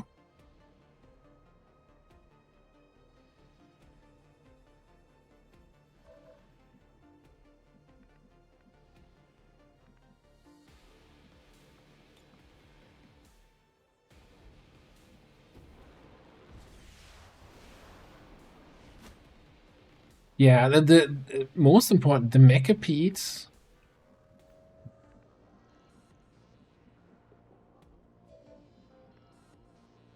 the McApee, like the last time we had the orbital drop zone, we also had a McApee drop in all the way over there, but he just charged all across the map. This McApee jumped up on the high ground, sitting here on a sniper spot that overlooks basically the whole map. Like, this is my only dead zone here that I have. And I guess the fact that somebody recklessly destroyed all the cover here really cleared up line of sight for the McApee. Nobody could have seen that coming.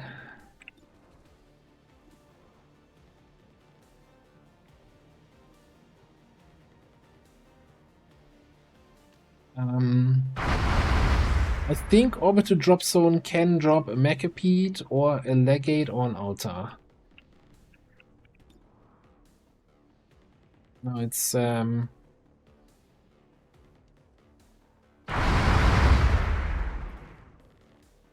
not sure which one of those three is the worst, honestly.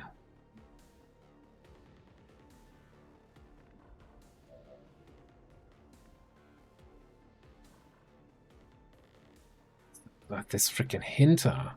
That's a pain in my hinter here.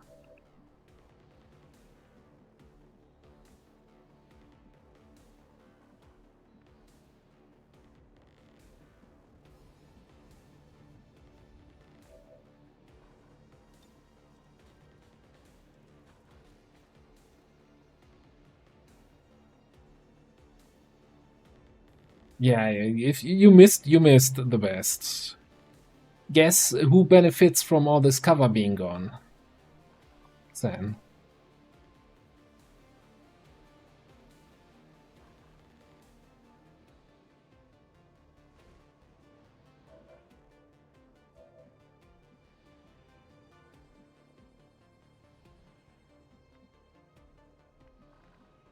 I guess we can do a free action shot on something.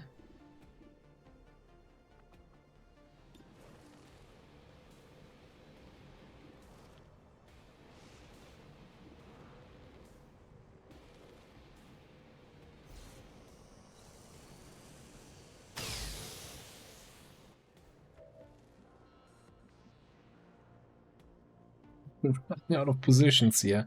And the thing is, the navigator is gonna mess us up. The Andromedons are gonna poison barrage us here. We're running out of map. Like you can't. So I'm not sure how you survive a bum rush of 60 enemies.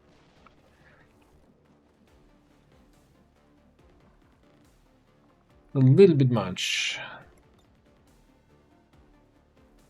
My wrecking ball's rolling.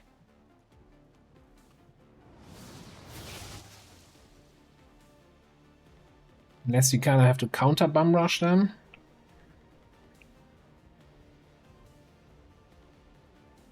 You still have an action remaining? Yes. Okay. So we can... Dong, dong, dong, dong, dong.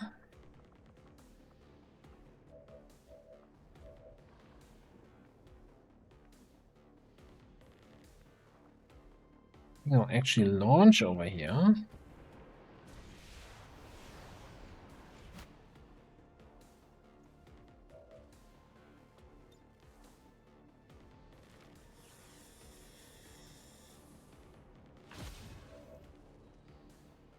Are you gonna do a speed run approach to BL?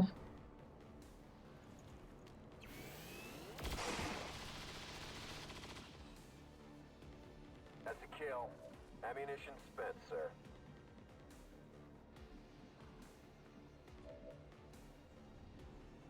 I think we might just eat the freezing fields. How much damage is that actually gonna do, eh? Won't be that bad.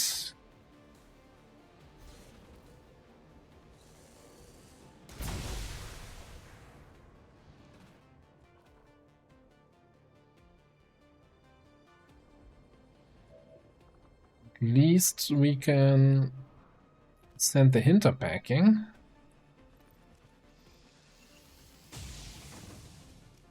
I'm just doing my job.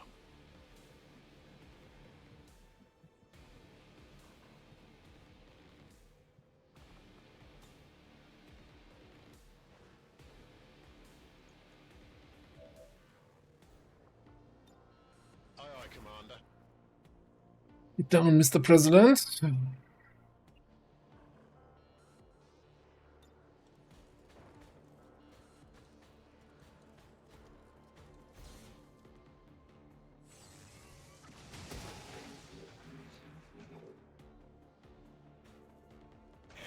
Why don't you wake us up when you wanna, you know, actually go kill stuff? Okay, at 8 damage. Oh, and it fully freezes? I guess there's a hint in the word freezing field, huh? It's not a cold field.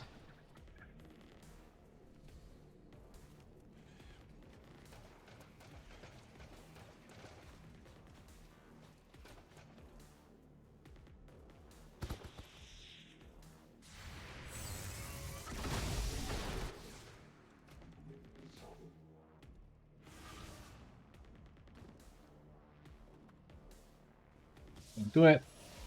I mean, Quit the chatter, Deltas. that actually gonna help me? One less person I need to move out of the freezing field, I guess. Oh, you wouldn't micro-missile a bunch of XCOM dudes, would you? Okay.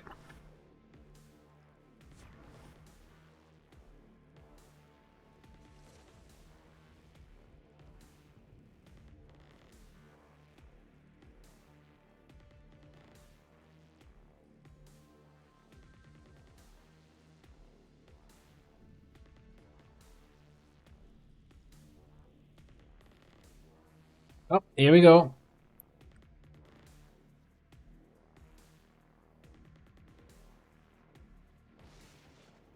Boom, headshot.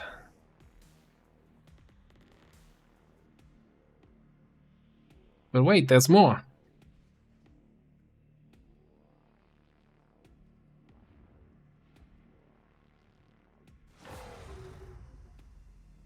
One more person, I don't need to move out of the pinions.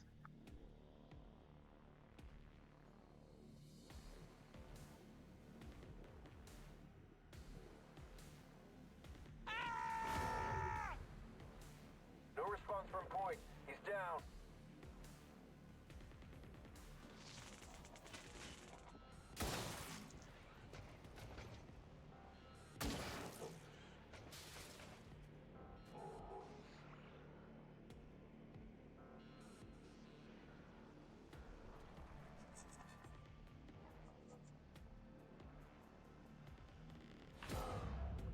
Yeah, there is an evac there, so somebody could say, you know what, screw this, I'm out. Screw this nonsense. Can't watch it anymore. You could get Kavanga and Buttspot out.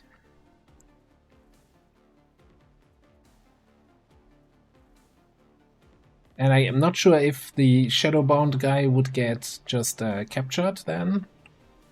But again, like this campaign, if we lose all of these guys and the weapons and the equipment, it's just over. Instead of being game over here, it would be game over on the Avenger defense that's coming in a week.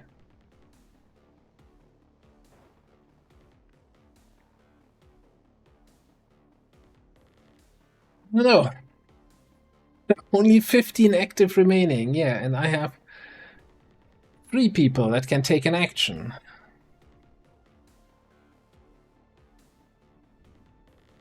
Out of which 2 people are out of position or don't really, you know. This is my scout. What's he gonna say? Yep, the enemies are still here. Good job.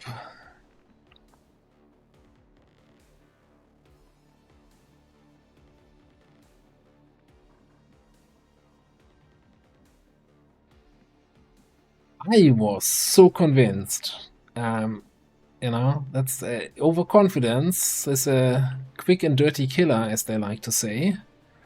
After we won the Avenger defense on Tuesday, I was 100% convinced we had the campaign in the back. I was already, you know, writing my victory speech for After Waterworld.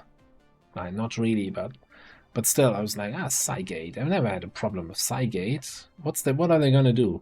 But I was not prepared for that asshole. That is just...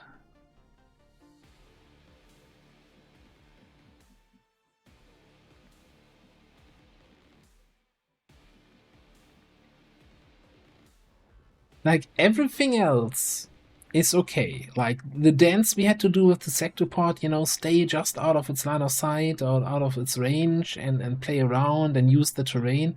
That was all fun. That was all, you know, on knife's edge. This is the only thing. This random Macapede sniping cross-map, one-shotting everything, 3 attacks each turn. He didn't miss it in attack, right? He took 6 shots so far, every shot hit for 15 damage minimum. That is the... I don't know what you do against that. I don't know where his line of sight is. I can't out... You know, unless I'm bringing everybody down here. Like, we're fighting in the Thunderdome. I don't know what the counterplay to that is supposed to be.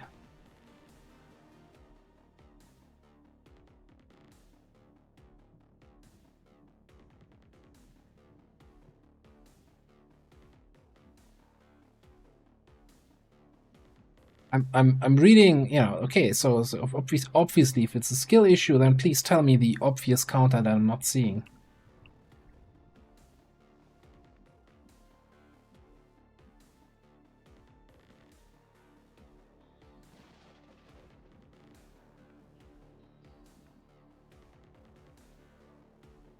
Yeah, I'm not even sure like what kind of extra moves we can do here.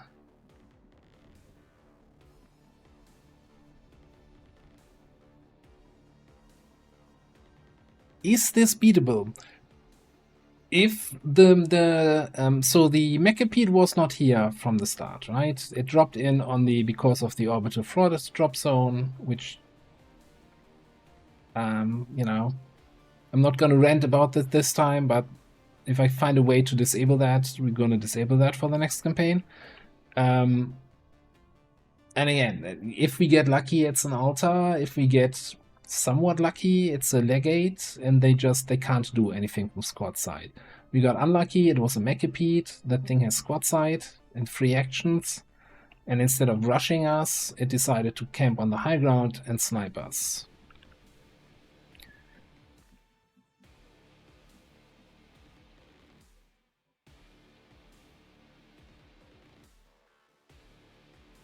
The Sitrep is a guarantee for this mission, yes. In Beyond Legendary, it's kind of in there.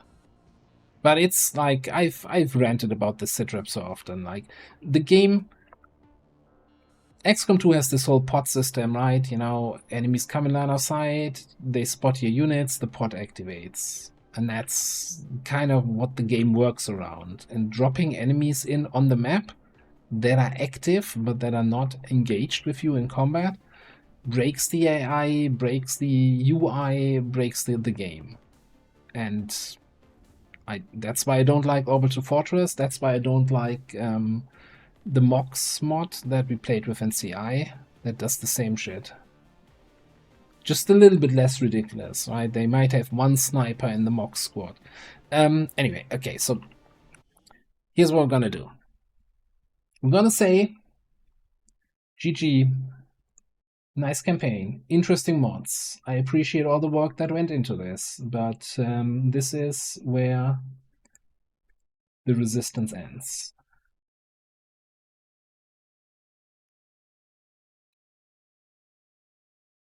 No, they drop inactive.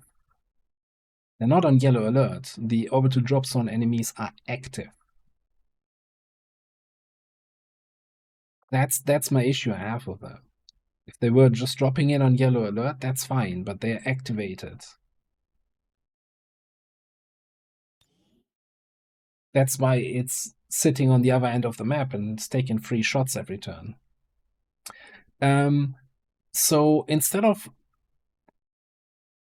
I know we have a little bit of time, you know, usually I stop like in 1.5 hours, but again, I want to do some modifications. I want to look at some INI files. I want to probably disable some of the classes or get that mod that removes some classes.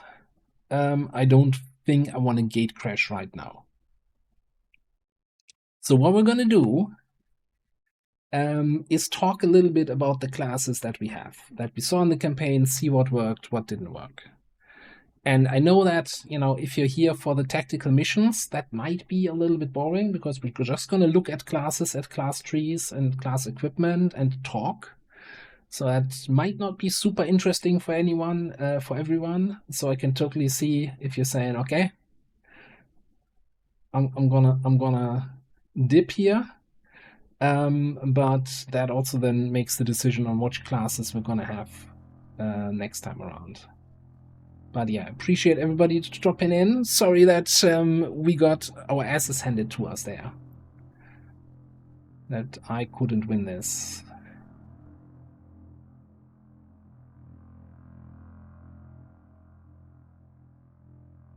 And yes, and then on Saturday, I guess we start a fresh campaign.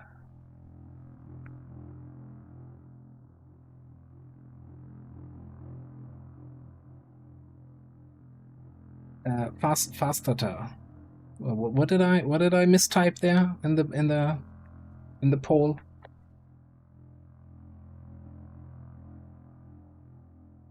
Prediction just went out, the payout, and just before loading went into the prediction. Also,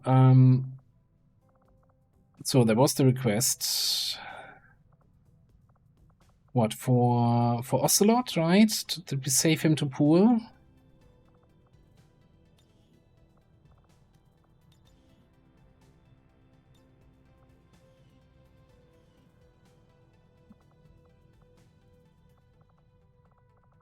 In that which case, I should probably note that down in my spreadsheet.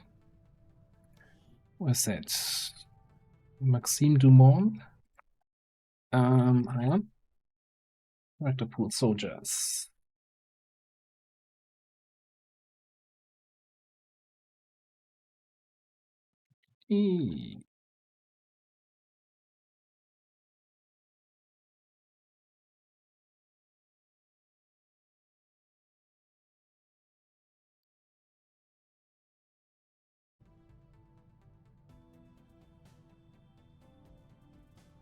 What's very good? Thanks that you enjoyed it. Nice to hear. Yeah, I hope I still, you know, I know that there's a lot of bullshit and a lot of complaining about the Beyond Legendary stuff, but I think there's still a lot of fun to be had, and I hope yeah, I hope everybody had a good time here.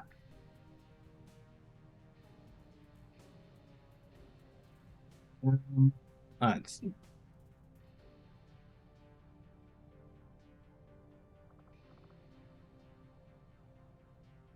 Yeah, it was like the Hitman reveal, but even then, even without the Hitman reveal, I think those guys coming closer and the Macapede then getting Squadside line of sight, that would have been enough. Like, the Macapede would have then taken 3 shots at the snipers in the back instead of wasting 2 shots on the Hitman.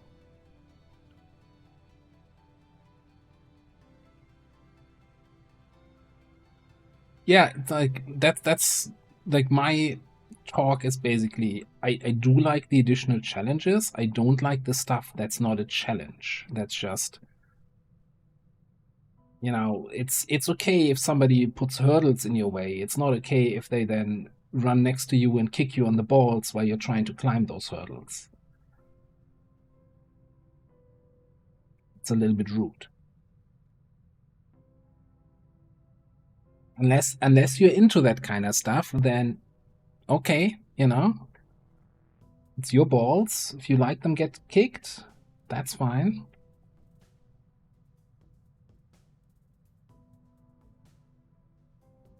Yeah, but there's challenges that you can overcome, and there's a Macapede on the other end of the map that's gonna snipe with 100% accuracy for 15 damage that you can't evade. That's like this was the maximum kind of bullshit there, the Macapede.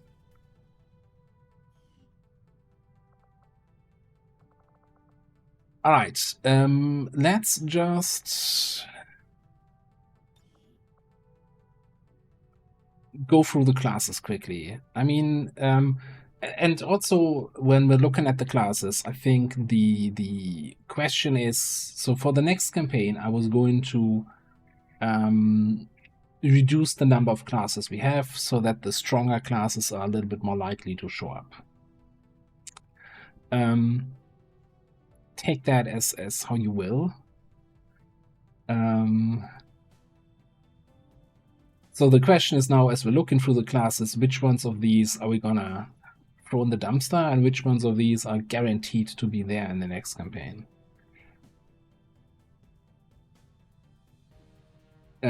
Which brings me already to the first one, Combat Medic. It's one of my favorite classes to play at the moment. You know, it feels really strong. Kind of useless on endgame missions. Like, you know, the whole grapple RAF is great fun, but you're not gonna grapple RAF into a sector pod, into a legate or into an altar.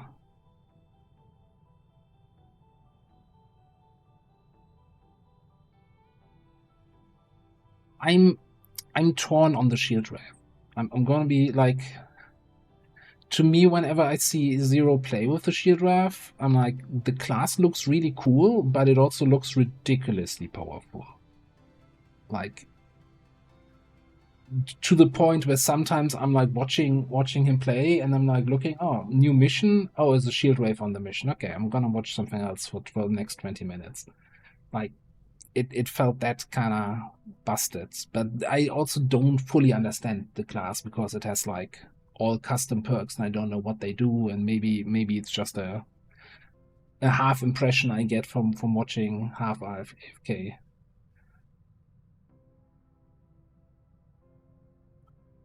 What I don't like is that it's another guaranteed class you get from a covert action.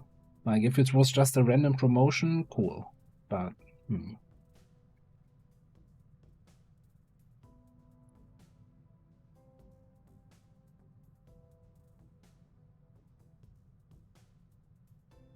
Anyway, as much as I think that we have some late game issues, I think the Combat Medic is strong enough in the mid game and early game that it's not going to be on the chopping block here. I'm still not convinced about the top row stuff.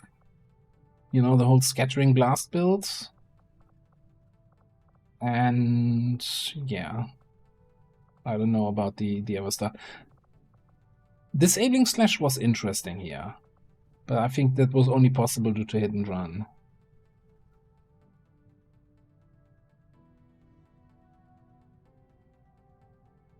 Oh, Shield Wave is basically Tank Templar.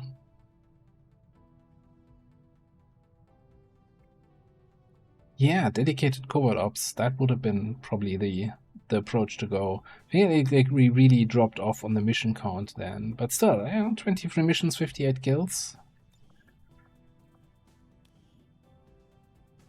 Right, Scout as Officer Scout works great. Sniper Scout we did a couple times. No comments. Totally in there.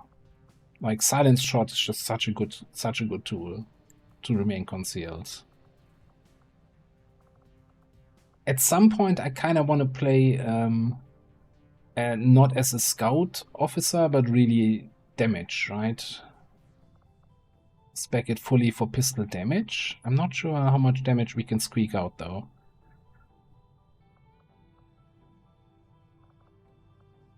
Probably more a Hitman thing, where you have a couple more damage perks.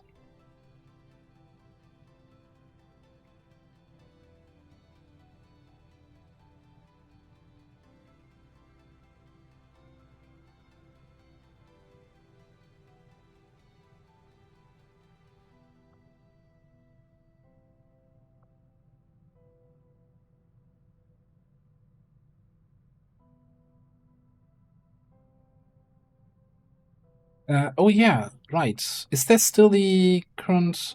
No, I think Captain Petrock had some plans of changing the Combat Medic, but I don't think there's an official patch yet. I think it was just in the discussion phase, right? You posted an alternative skill tree in the Discord once.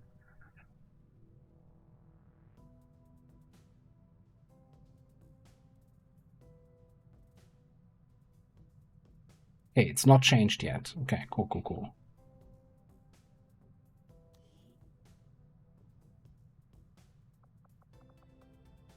Yeah, of course, you know, any sniper class we can always consider with the Requiem sniper rifle if we have steady hands.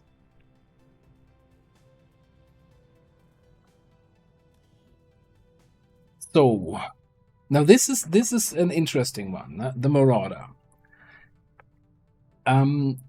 Before I started this campaign, I was actually considering already, do I want to remove some classes? And basically the Marauder was on the top of my chopping block for, yeah, pure melee class, and I don't think there's anything super convincing to me, and I'd rather probably cut them.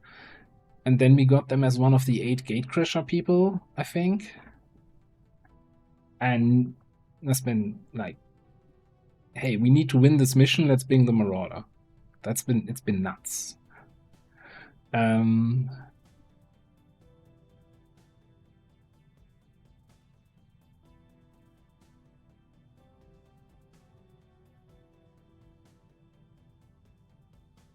Yeah, I think what makes the Marauder strong though is like resilience, being completely immunity to critical hits. Like his health scaling is also insane. Like he's standing here, what, in stun lance armor and has 16 health.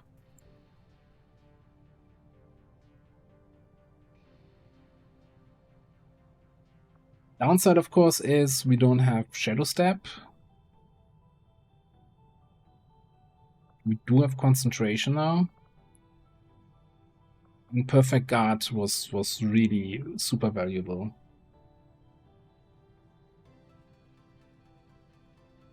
Yeah, it's the... I think a lot of melee classes are super strong early game, especially if you can get some extra stuff there. And early weapon upgrades. But of course, late game, where activating a second group when you go into melee is not as forgiving. Yeah. And BL really then, some of the late game enemies are just like, no, don't bring melee. It's the same thing if we come to our Templar. Like, Templar is, of course, insane, right? You know, Apotheosis, Arc Wave, super strong, but maybe then late game, a better approach would be to go for Ionic Storm so we can do something from range.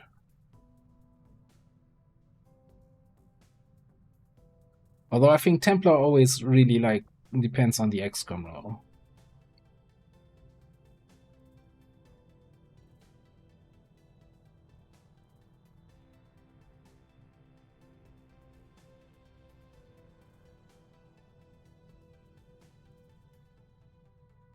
Let me actually just refill my water here, because I'm talking more than during the mission, and I'm definitely getting a dry throat. I'll be right back.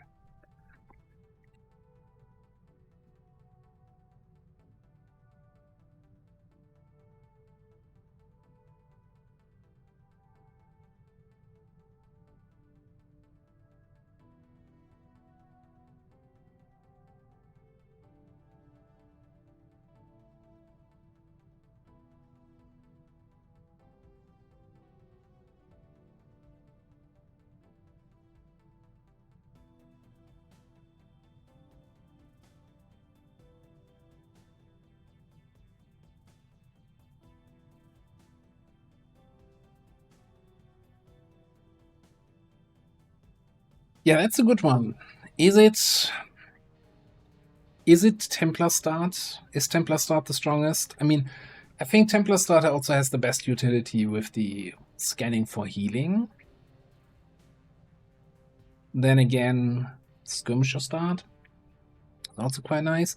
I've been really having a good time with the Grenade Reaper, which has really been surprising me. But again, Grenade Reaper is probably also something that falls off hard in the late game.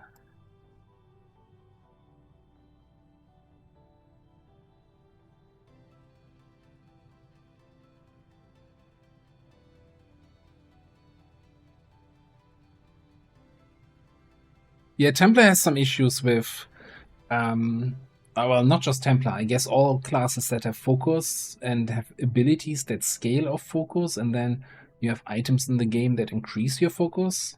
I think the Niven capacitor is probably a bigger issue than the Templar or the other classes. Just having an item that gives you 20% bonus and one additional focus cap, which also then multiplies your damage. I think a lot of these abilities, like, I wouldn't mind if they were changed in a way. So that Apotheosis doesn't have infinite scaling based on focus. So it's just like, hey, it costs 3 focus and increases all your damage by 100%. Now, like, then you don't have to worry if other people mod in items that give you 6 more focus cap. It doesn't matter. It's just a flat number, it's always the same result. And you can balance around that. I think leaving it open to however much focus you have, and same thing goes for Ionic Storm. And this way you also avoid this whole situation where you always will be out of focus once you do Apo. Like, you can't even do an Apotheosis Volt build, right? Because when you click this button, you don't have any more energy to click this button.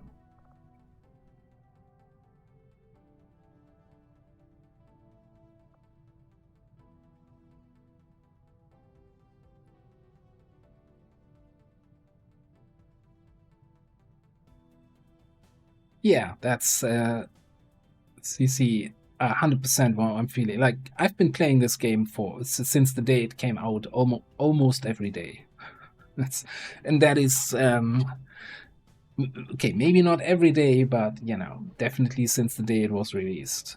And especially, you know, big props to all our modders keeping the game alive, bringing out new mods, coming up with new ideas. I'm not seeing myself stopping anytime soon.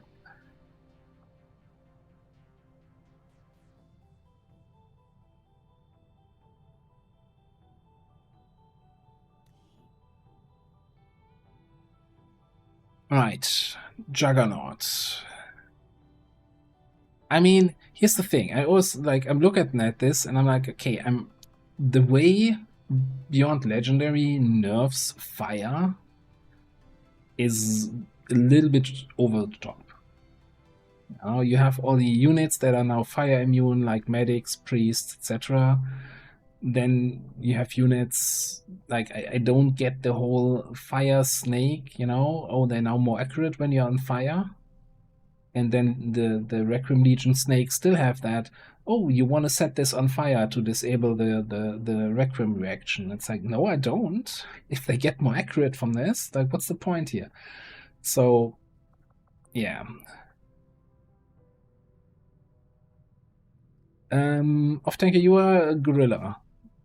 And you're not going to be in the list because your character is currently captured. But we can talk about the gorilla in a bit.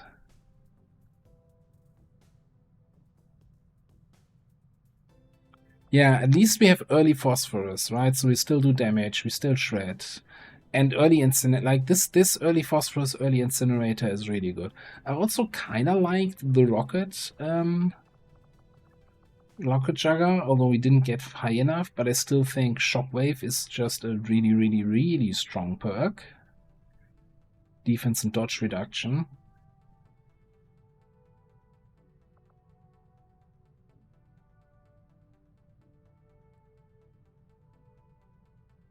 I'm not sure, so unfortunately we didn't have a Geneva, right? So I'm not sure with the prevalence of lots of enemies that now have Hazmat vest by default, if the Geneva is still cutting it.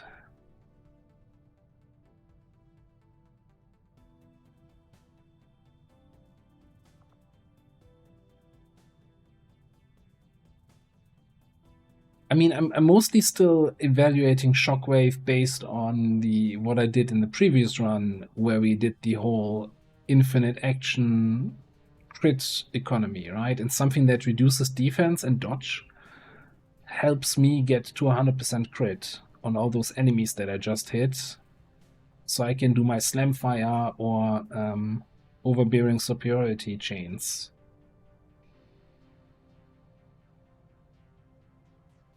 Yeah, and 6 cents. Man, freaking scouts with 6 cents.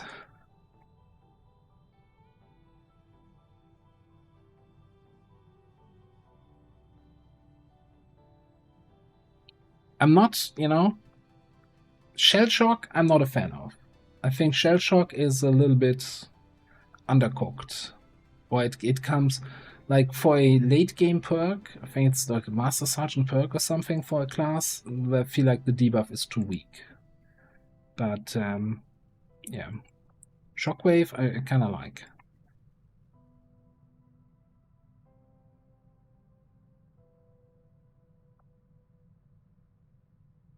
Why are you not heading to the next soldier? Alright. Overlord, we don't have to talk about them, right? It's really, really powerful, really strong. I'm still not sure if I always go for heavy hitter over cyclic.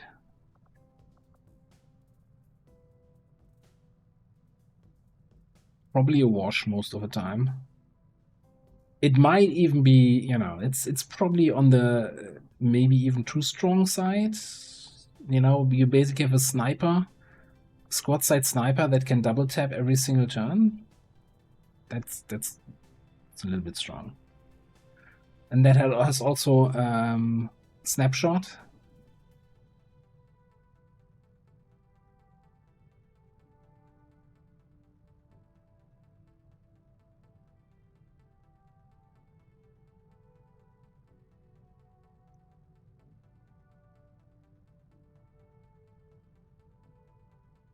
I still haven't done a top row overlord, by the way. Heavy weapons overlord.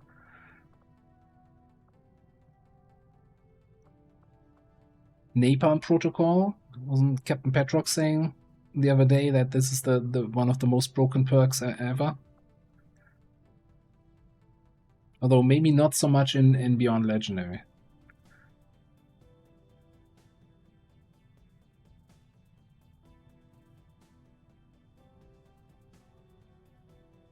Yeah. This adhesion protocol, get out of here. Never again. That didn't really, that I don't remember a situation. Well, okay, Berserker Queen. It did good against the Berserker Queen, but outside of that, that was kind of a stinker.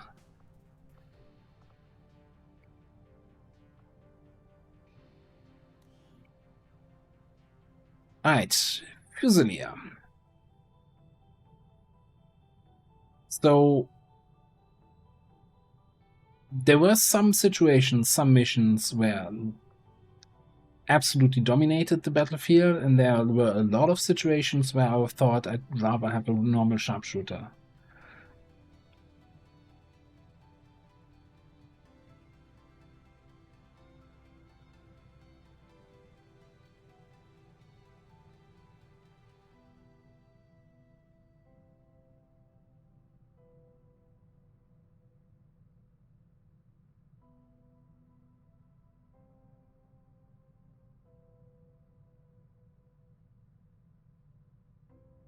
But yeah, I'm definitely so.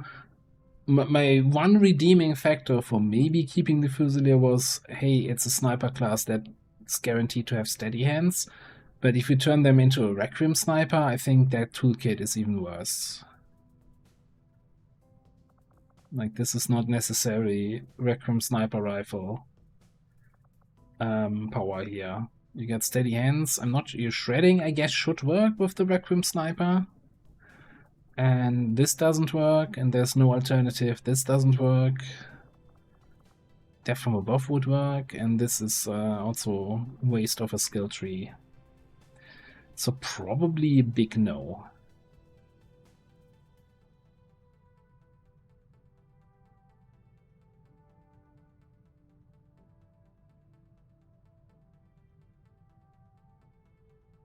Although the one mission where we did Slaughterhouse, I think that was on the, was it on the black side or was it on the Forge?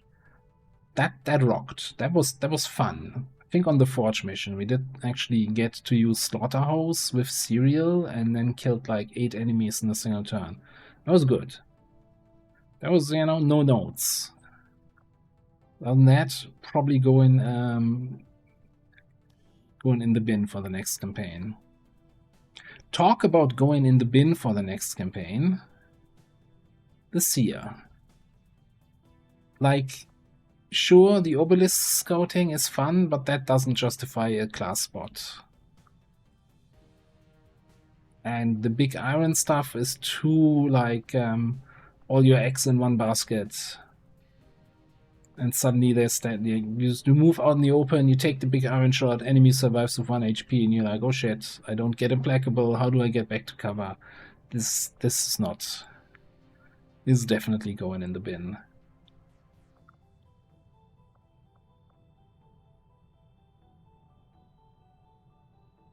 Yeah, I guess, you know, I do like playing with my pillar here, but gotta find some other sources of pillars.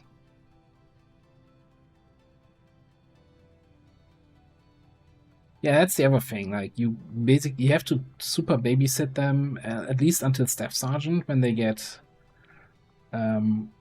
implacable, so you can actually move away after taking a shot. And I also feel like it's kind of janky. The amount of times where we did a trick shot and then the flyover says missed 7 damage, that happened very often. That was a little bit suspicious.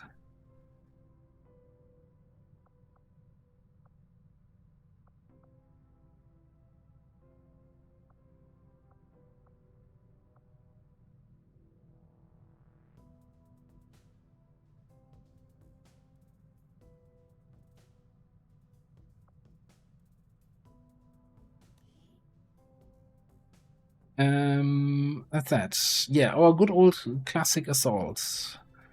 I think he was part of the rookie training into Trial by Fire, 2 missions, into Forgotten About. I'm not saying an assault, the base assault is bad, but it just didn't turn out in this campaign. You're missing mech tier mech autocannon. I'm assuming you have advanced mech weapons. Do you have mechs? It should just be advanced mech. Later and the sniper.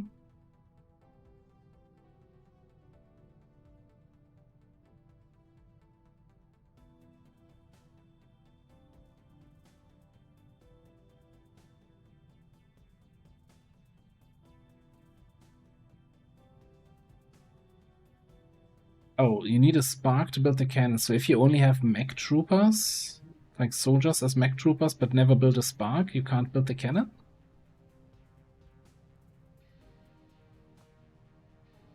Can you even do that? Can you do mech augmentation without having sparks?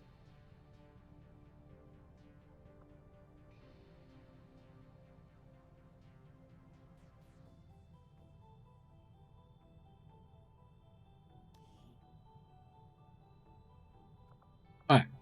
Sharpshooter, I mean, again, I don't like that this weapon is so strong, but if we're playing Beyond Legendary, we're playing by the Beyond Legendary rules, and I don't think there's a way around this. So if you have a sharpshooter with steady hands, that worked wonderfully. That was disgusting, and I'm looking forward to doing it again.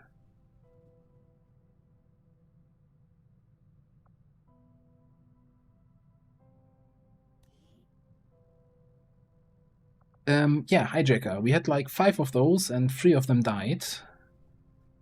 I'm kind of happy this time around that I got off my supercharge addiction and took Perfect Plan, and we got to full override a whole bunch of drones. And that won us like 10 missions or so.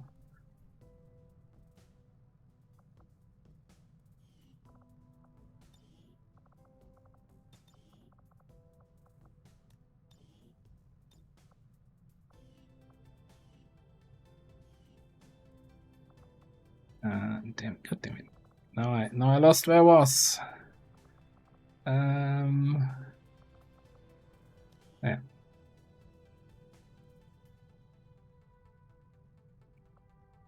Alright.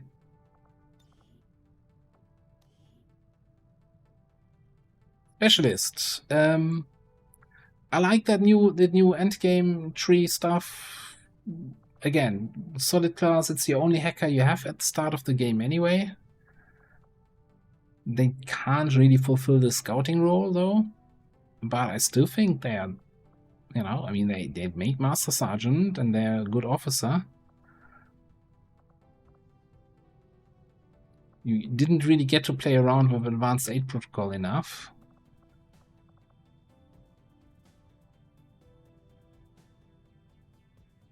And let's just make sure nobody listens to certain people in Discord who say, oh, Hunter drones should have more hack defense. It's like, shut up. No, they shouldn't.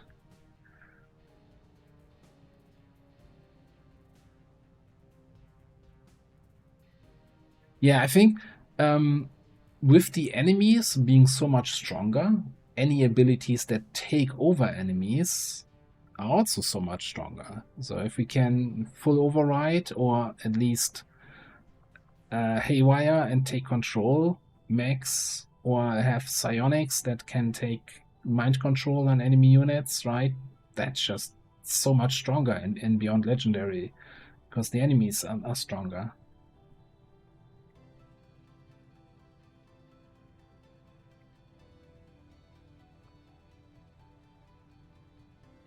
So let's just put it this way, you know, if we have the non-stealth hackers, which are, well, I guess the only stealth hacker is the hijacker.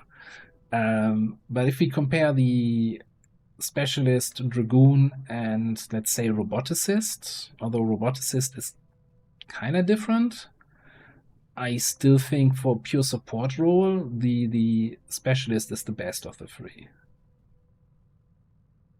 To me, this is like all the tools that I want to have. I want to have rescue, I want to have Trojan, I want to have airdrop, I want to have failsafe.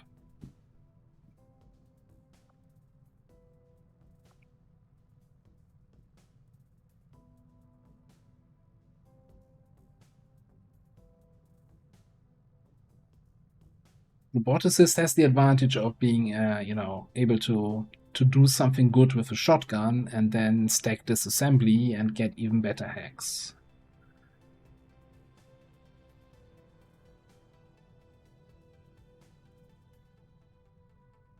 I would love to, you know, take a look here, but we never actually researched mech troopers in this run, and just completely ignored the option of having mech troopers.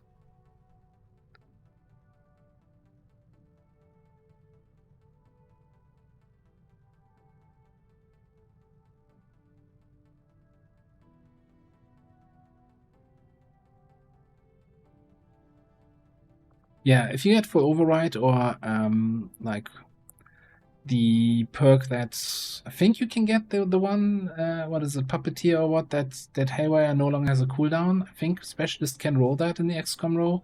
That's like supreme strength. Like, so what I'm trying to say here is I don't like the dragoon. Right? Hijacker is strong because stealth, you know, specialist has good support, roboticist can do shotgun shot, and there's a dragoon.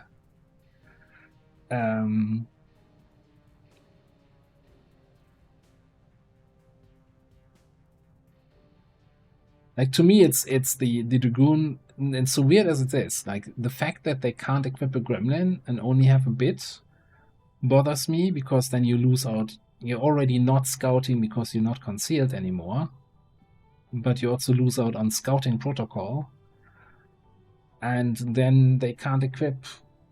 If you have a dragoon with low mobility, you're just screwed. You can't equip a mobility boosting weapon.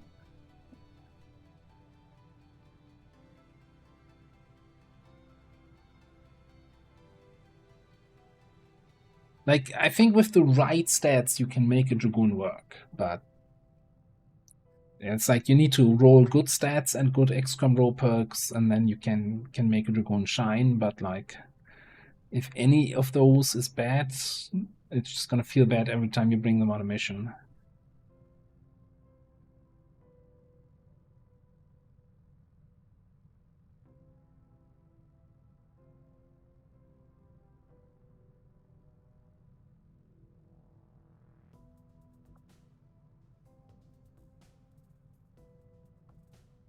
Alright, let's move on. The Wayfarer. Probably another one for the, like, we didn't play enough with it to actually get a feel for it, right? I think we had too many scout support role characters in the beginning of this run. And that is my fault, you know, picking the wrong choices for character level up. And the aspirant never really got out of the starting block. I still think it can probably work, you know, similar to Recon.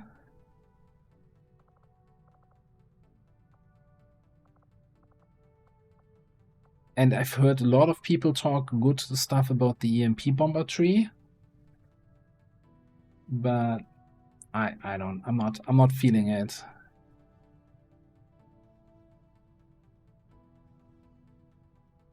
Although one thing I have to say, right? So one thing this campaign definitely showed me is how good the Requiem vector rifle is.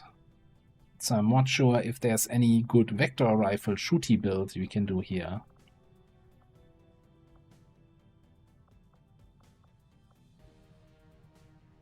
I don't think there is, but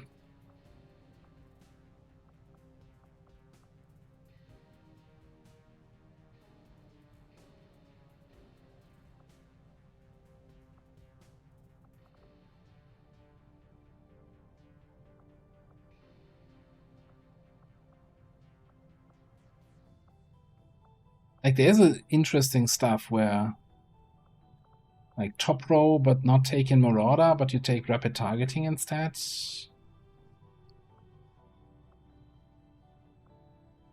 I don't know.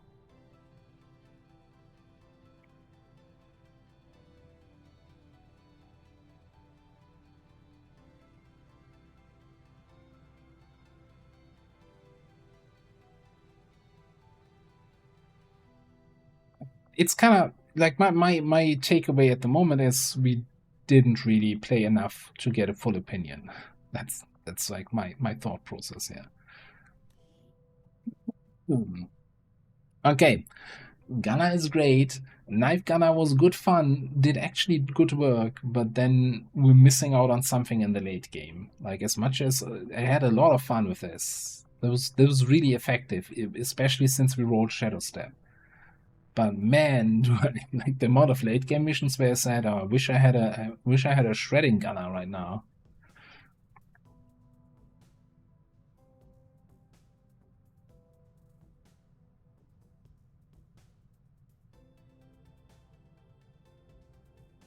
Suppression gunner next. No comment. I am not gonna comment on this.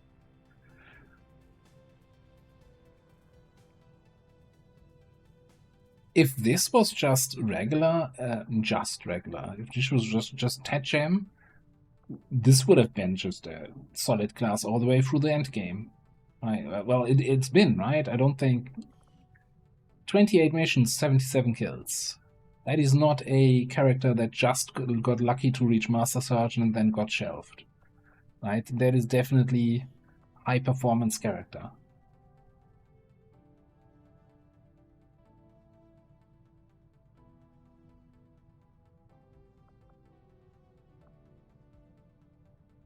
Yeah, it's like maybe it's actually something I need to.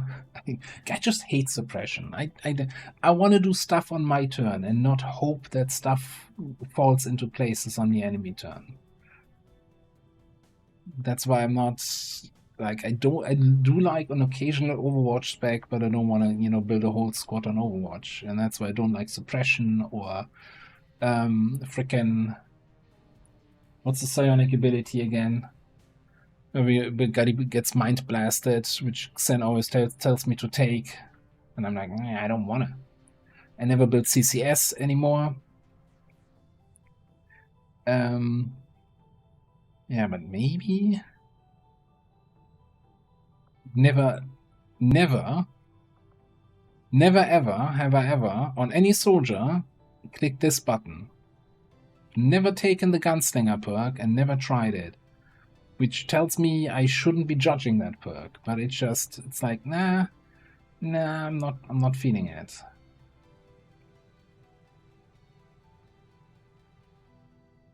Maybe?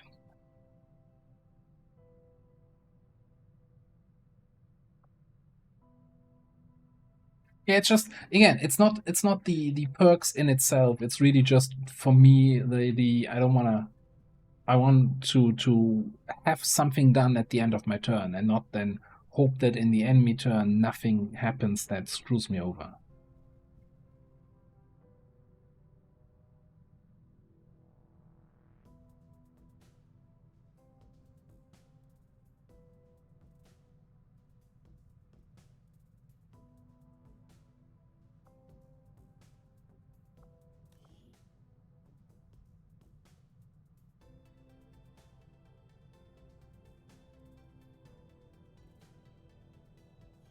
So I'm assuming Gunslinger cannot be cancelled by you taking damage, right? You're going to be on Gunslinger mode until the end of a turn or until you die?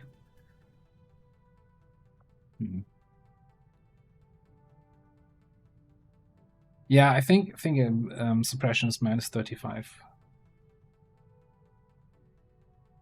It's definitely stronger than the base game. Alright, psionics. I think psionics worked really well. I don't remember when exactly we got psionics, but we got them fairly early, and I think that was a good timing to make them good. We lost one psionic, two psionic to the squad wipe missions,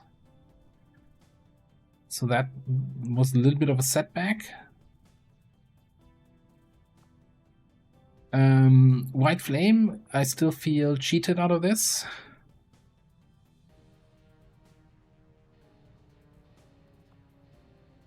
Well, who did we take this? Like, we took this on a mission, especially because it says it clears unconsciousness, and then it didn't clear unconsciousness on that mission. Like, this is the whole thing why we brought it to a mission. I think it was against the Berserker Queen because we thought somebody might get knocked out. So we brought this, or against the Archon King, I think it was. I spend some XCOM AP so we can bring a heal that can clear unconsciousness, and it didn't do it.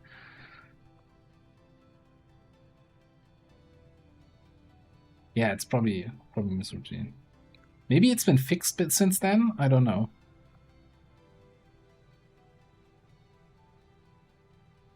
Yeah, but we're gonna yeet medical embargo. Like, I'm not making any secret out of that, right? Medical and grant embargo are gonna get removed from the dark event list. Absolutely.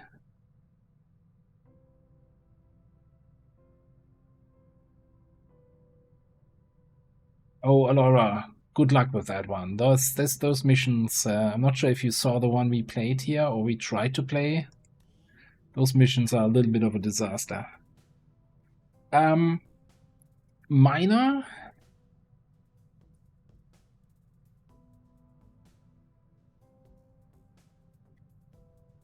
Probably getting the X.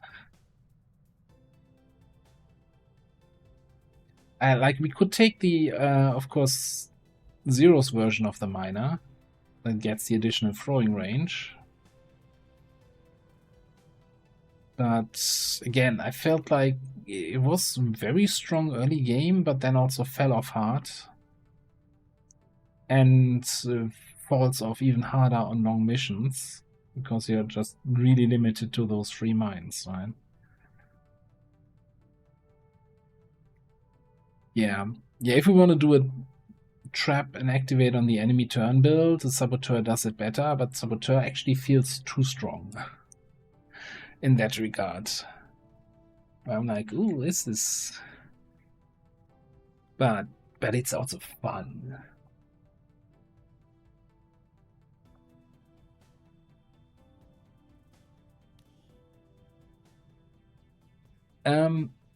Bounty Hunter. The only reason why I would not bring or activate a Bounty Hunter on the next campaign is because I feel they are maybe too strong. But I guess that's strong enough. Like, this worked really well, and I'm doing a Sniper Bounty Hunter in the current YouTube campaign, and that's also busted good.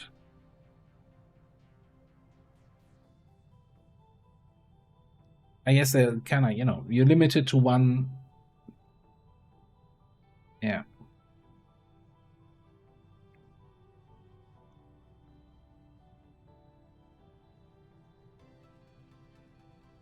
And like what makes it really broken, I think, also is lights out, applying blind to enemies. You know, when we do that, I kind of agree that blind shouldn't be a thing in the game, and it just breaks. Like it's like if the enemy doesn't die, they might as well be dead because they're not doing anything because blind.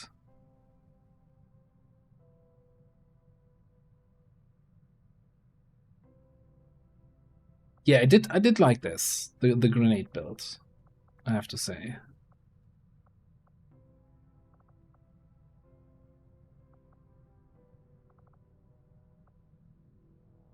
I guess it depends on what kind of stats we use if we do this again.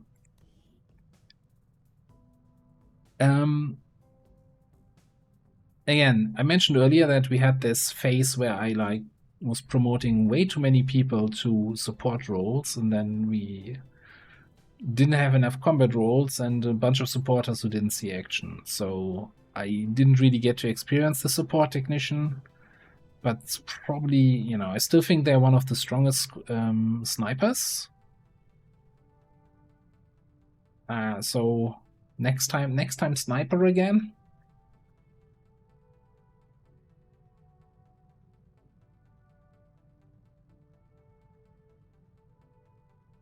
Yeah, for the bounty hunter, I think kind of what I did in the YouTube run, right? Somebody with good aim and also good mobility, and then you can be flexible based on your XCOM roll a little bit.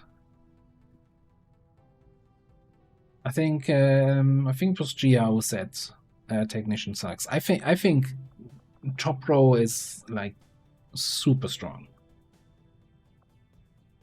Like it takes, you know, it's not as strong as it used to be, but it's still fairly strong. And once you get to White Death, you're back in the what I said earlier, right, about the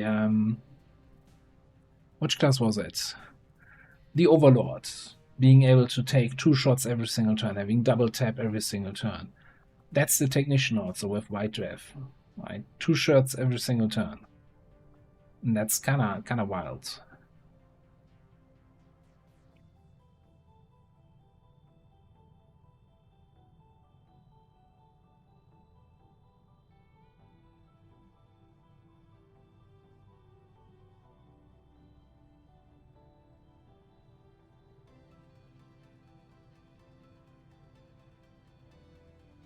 Yeah, the question is then, so the one downside is if we have a limited number of snipers in the barracks, even with steady hands, I don't think you can do much. I don't know. Can you do much with the Requiem sniper rifle?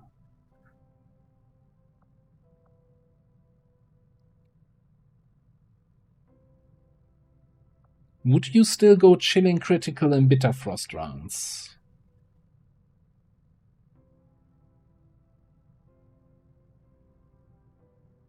So what I always like to do in previous campaigns, right? Chilling critical, Bitter Frost rounds, Frost Snap. You're applying 3 stacks of Bitter Frost. So either you kill enemies or you freeze them. Unless they're immune. Then it's kind of shit.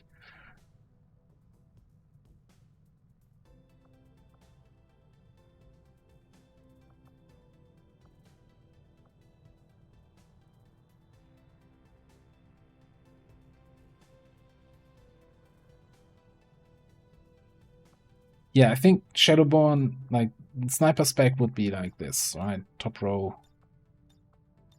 Top row except for lockdown.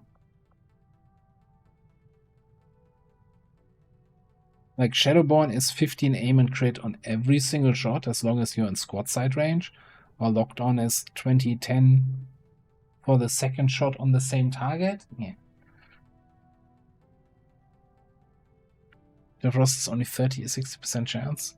But I'm assuming, like, you know, let's spin that. I'm not sure if they can get steady hands, but if you have steady hands and do a Requiem sniper rifle and you get the double hits on mechanical units, wouldn't you just freeze all mechanicals?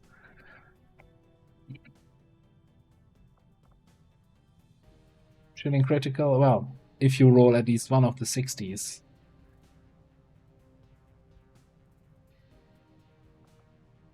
Not sure if chilling critical would apply to the double hit there, but yeah.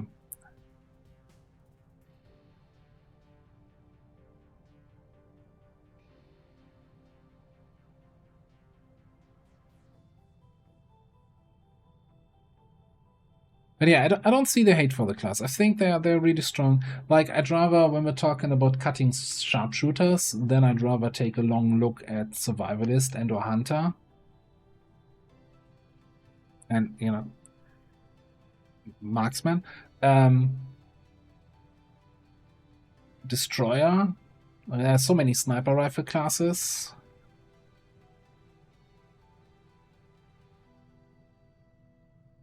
Although they're also kind of different, like, you know, Marksman, Hunter, Destroyer are more like mobile snipers, I guess. But yeah, again, I wish, I still don't think this was bad, you know, doing a support build here. We just didn't get to play around with it with the higher stuff here. Puppeteer is a really strong skill, right? Haywire no longer has a cooldown. Trojan and failsafe and one perk. This is the full package here.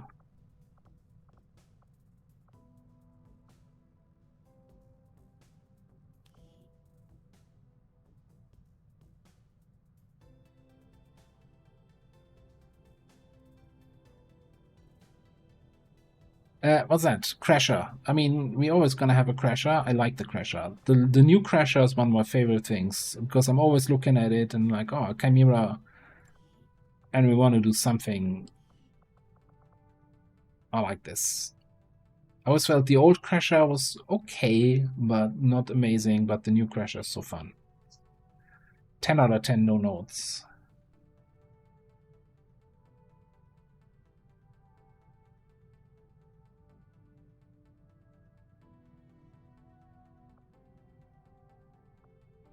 I'm just gonna move on here.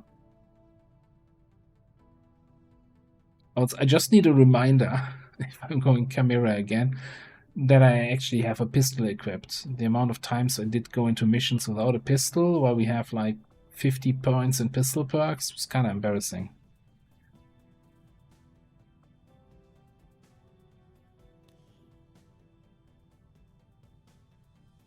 Alright, I'm not sure, like, we're not gonna cut any of the playable Advent, playable aliens, so I'm not sure what to say about this. I think definitely strong, definitely carried the early game. It's a little bit of an RNG fest, right? I think like a lot of the alien or playable Advent and playable aliens, like they are either strong, ridiculously strong, or weak. I couldn't tell you like a mid-level class where I'm like, it's okay, I guess. But I also haven't played all of them yet.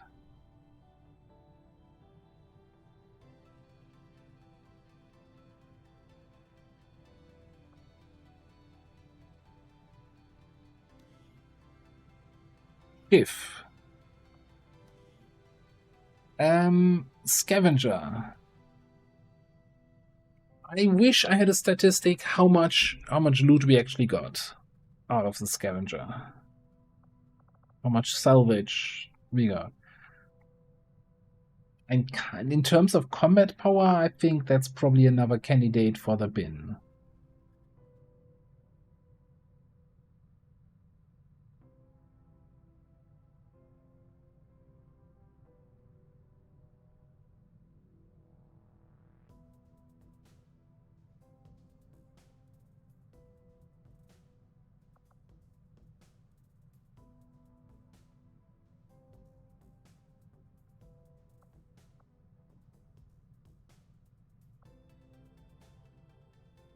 So probably gonna leave the Scavenger out next time. I still think if you can, it's like, if you can get them from Gatecrasher and you start marking stuff and you get, you know, some extra alloys and crystals and intel early, you get some good value, but anything later than that, and it's probably gonna suck.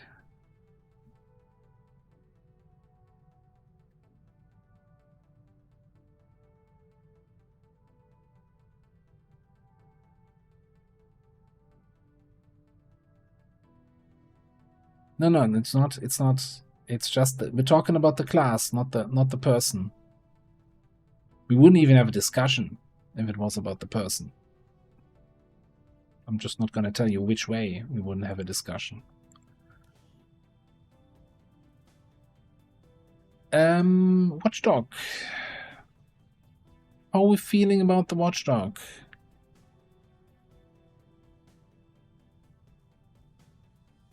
Probably a case of haven't played enough. The thing is with pistol primary classes, man, this is it doesn't feel impactful enough with all the increased health in Beyond Legendary.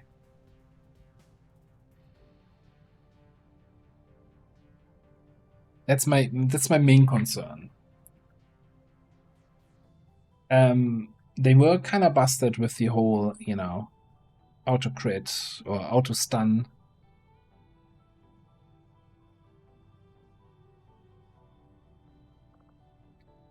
We had a really good Watchdog a couple campaigns ago in the stream campaign here. The problem that was pre-reworks, so they got 2 reworks since then. First of all, they lost the where on the first shot of Watch Dogs Ire, they would automatically get a stun. I think that was a perk in the tree that got binned because that was just broken good. And then the change here that this doesn't automatically activate every turn, but only if you use Guidance Protocol.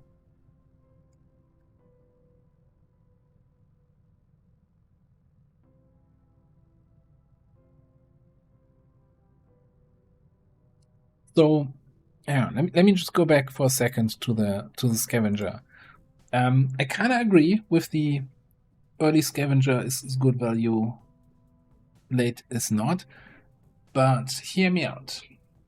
If you had a real carry class, right, instead of the Scavenger, like somebody where you're like, okay, if they're on the mission, they can win me the mission in terms of combat power, then just the fact that you can maybe run an additional mission or maybe get 2 additional crates on a crate extract, that then easily, quickly, I think, overshadows the loot that you can get from this scavenge. Not sure, though. It also, I have to say, if I don't roll Loot Goblin in the XCOM row, I feel like Scavenger's gonna be real ass. Just... I mean, so far I've played 2 campaigns where I had a Scavenger, I think, and both times we had Loot Goblin. I can't imagine playing them without Loot Goblin. That would feel really awkward.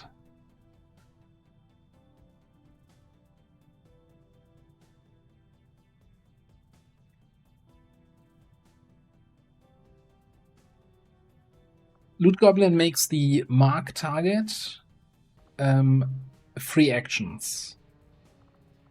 So what we usually did is like, okay, we see the first pot of enemies, bam, bam, bam, we put a mark on everyone, 4 enemies that now drop loot. And if you don't have that, it's a single action, so you can mark 1 target, 2 targets per turn max.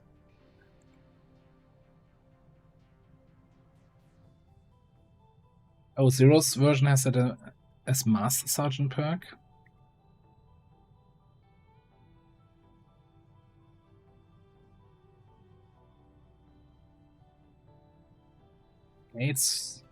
So I guess the XCOM rows on these classes are not very random then.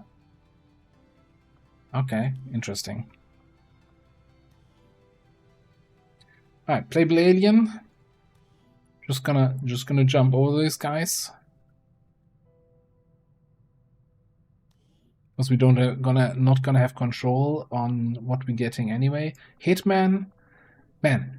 I remember when World Soul changed the Hitman and you no longer had quick feed, and I'm like, completely gutted. But this build is so good. Now you can also, of course, go for overkill over sensor overlays and just do a real pistol damage build. And I want to try that sometimes. Like, this is more for the officer, right? 10% crit to everybody, but man. Maybe you go an overkill? I don't know. I really like the Hitman at the moment.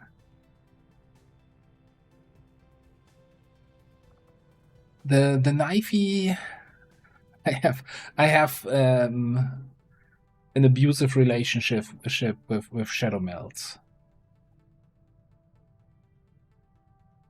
So what usually happens, right? You know, you come out of concealment with a run and slice, and your plan is to run and slice and then Shadow Melt to kill an enemy. For me, 100% of the time, one of two things happens. Either get a max roll crit on the run and slice and we kill the enemy, so that there's nobody left that we can Shadow Melt on, or we graze both attacks and the enemy survives with 1 HP and we don't get Shadow Melt off, and we're gonna be unconcealed for the next 5 turns. I hate that. I hate that so much. And that, like, without a fail, like the amount of successful run and slice into Shadow Melt, I can count on one hand and I have 6 fingers remaining.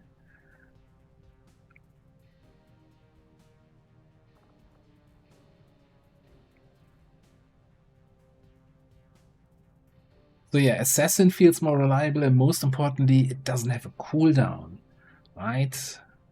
It doesn't have a cooldown.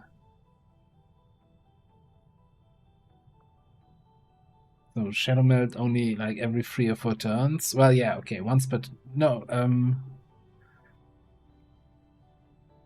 Yeah, I guess you can only shoot once per turn. You don't have quick draw. I'm still not sure how it works with shootout, or if you get. I think we had what's the proper? Not fanfire. Shoot at enemy once perk.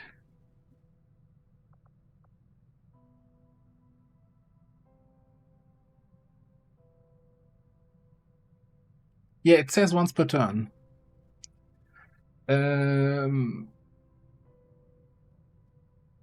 Face off. I don't know how it works with face off, right? If you, let's say you have 6 targets on face off and you get a kill shot at number 2 and number 6, do you get concealment from 2 and then get your stealth bonuses? And if you kill number 6, you don't get concealment again? I don't know.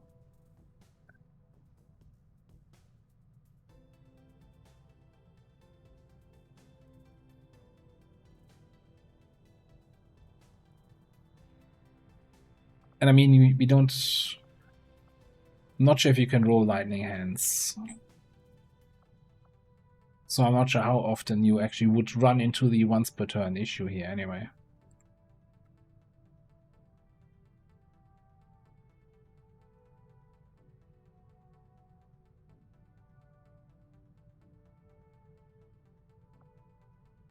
So only the primary target for face off? Again, probably worth testing. I don't know. Like, but the argument with, hey, it says once per turn, that surely only works once per turn, you know? Fellow marksman players? Any bladed vigilance enjoyers? That gives you 1 Overwatch action once per turn?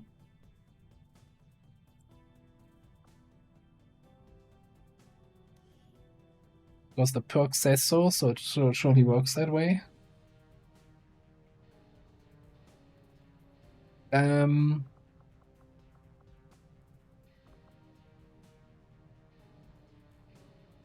Yeah.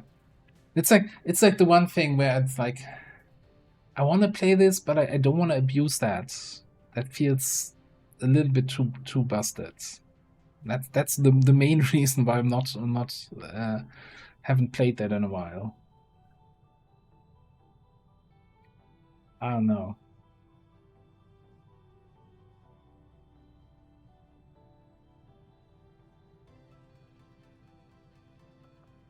I mean, the advertisement says once per turn, so I'm not sure it works as advertised. Okay, we got, you know, Storm Rider is probably good. Again, probably was a late addition to the barracks. That's why you only got Sergeant. We never made it to Shadow Step.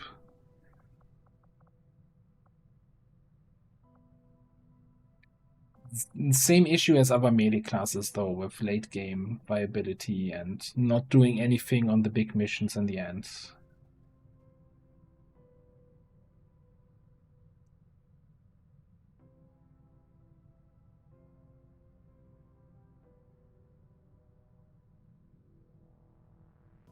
Oh, Assassin. Okay.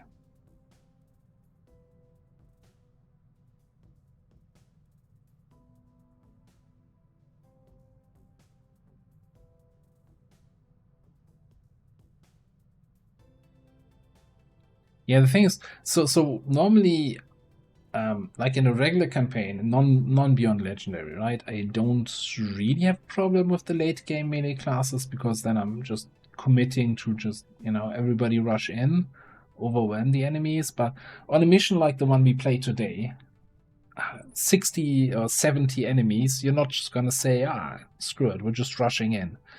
It's not gonna work.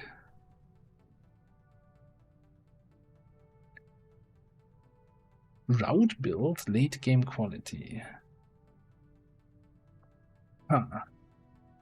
Shadow Step and Concentration. Concentration would be... Oh, yeah. I do remember that I built for Route once, and it, you know, it never worked. Or rather, we never had the situation where to make it work.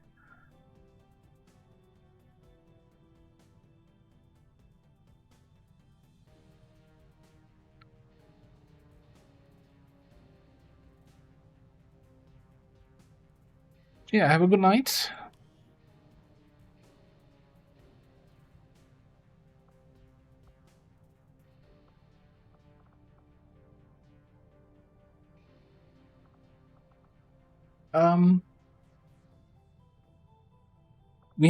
We also had a Master Sergeant offensive grenadier, and you know, I think that still worked really fine. I was positively surprised with how much value we got out of the Sting Grenade blue screen bombs. So yeah, both kinda work. I'm not gonna talk about middle row grenadier. That's still like, I tried it in one of the previous campaigns. I hated it. Never gonna do that again.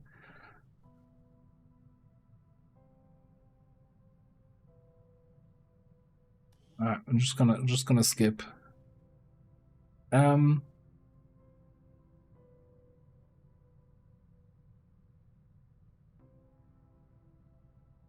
Reaper. This was fun. So to me, I always felt normally the Reaper was since I was mostly going shooty Reaper was not enough to like really carry a mission in the early game.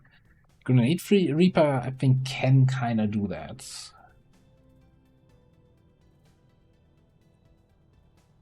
Yeah, I think we rarely got to actually do that. That we use the Sting Grenades for the hack defense reduction.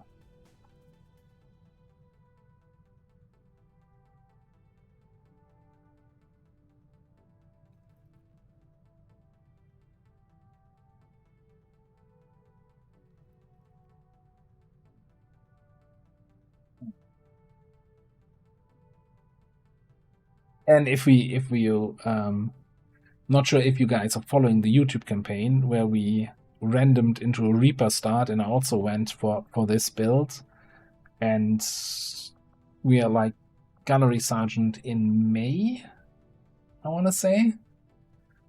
On the way to Master Sergeant is like just farming kills left, right, and center. It's kind of nuts. And I'm not gonna get talked out of Salt in the Wound. Like, Salt in the Wound is the value perk.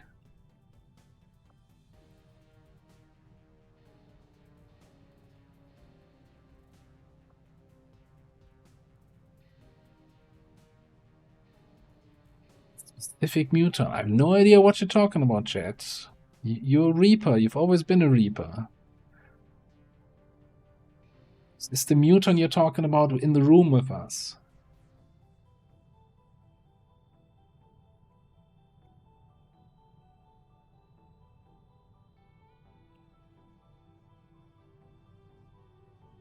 Exactly. What mutant?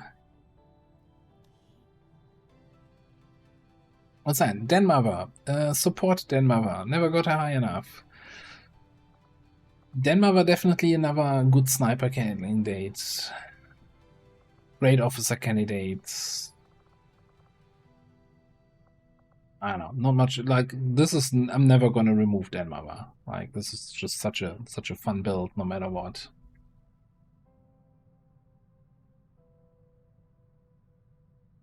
Burned to death by commander. I think that's a little bit harsh. I mean, yeah, that's what we did, but it wasn't me. It was the fire.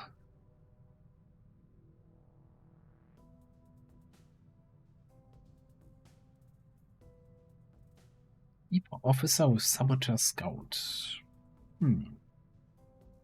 Interesting.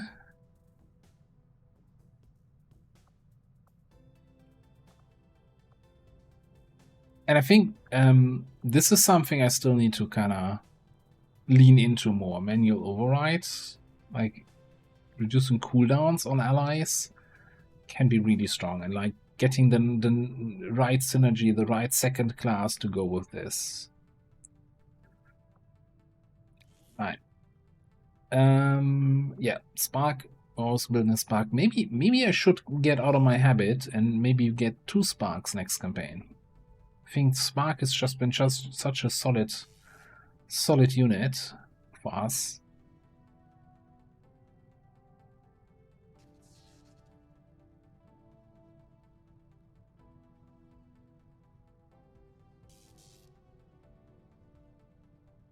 Yeah, so we did have 2 Mirage Armors actually on the last mission. And I like the Mirage Armor. It's just you can't really rely on it since it's coming from a Seeker Corps, and by getting a Seeker on a full Savage mission is a bit of a gamble, right? Okay, now we're coming into the classes that we haven't actually used this campaign, really. Combat Engineer. Although Combat Engineer definitely for me a class that stays in. What else do we have? Ranger, Solid, no notes. And I wish I had a slot for Ranger on that last mission there.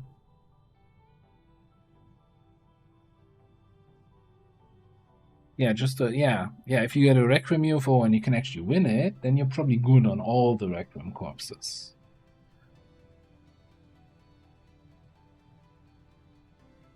Oh, we can have Julian and GLaDOS in one squad. Alright, Shinobi. Yeah, Skirmisher.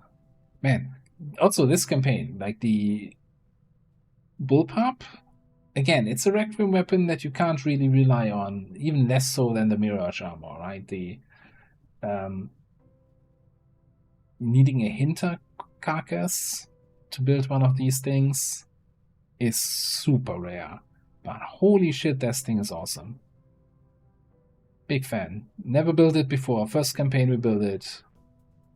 10 out of 10 would build again.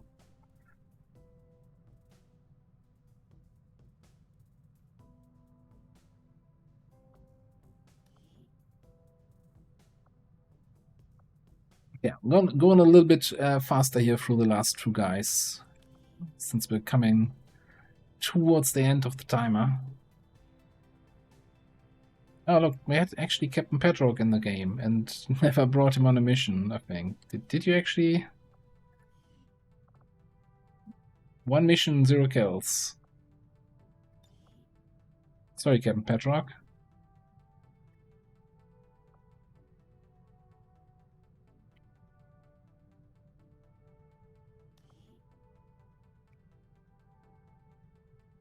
Sniper Snake. I really that's something I gotta look out for in the future. I think Serpentine was a really strong pick. The whole free action shot for all the special shots, it's kind of really good. Gotta look at that more in the future for Naja, and I think there's another class that also gets that. Or isn't it the mech sniper that can get something like this?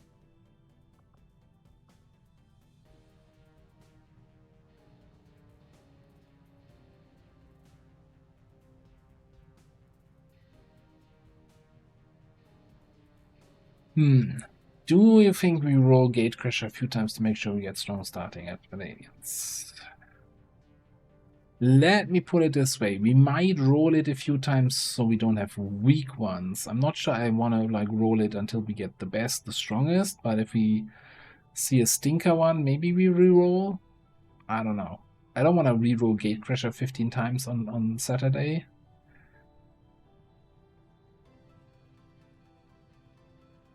So on the one hand, I want to start with strong ones. On the other hand, in this campaign, right, the campaign that went all the way until the last mission before the last mission,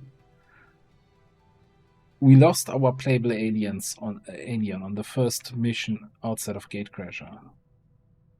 So that tells me having a strong alien is not that important because you can get along without any alien whatsoever. Saturday I usually start at 6 p.m. Central European Time, which is 12 p.m. Eastern Time, 9 a.m. Pacific.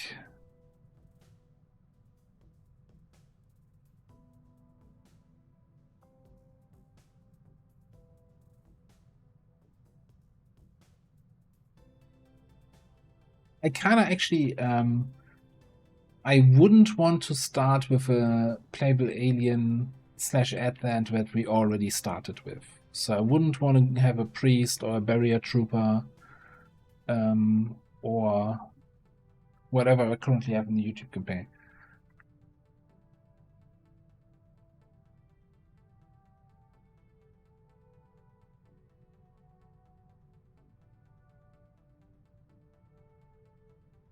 Well, Apollo, you can always go to the VODs. God damn it, it's VOD, not VODs. Go to the VODs for the campaign and go to episode 1, first stream, and then you can watch the mission where Jet burns to death in horrible agony.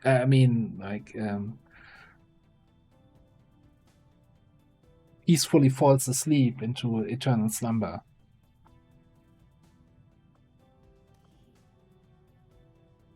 While burning.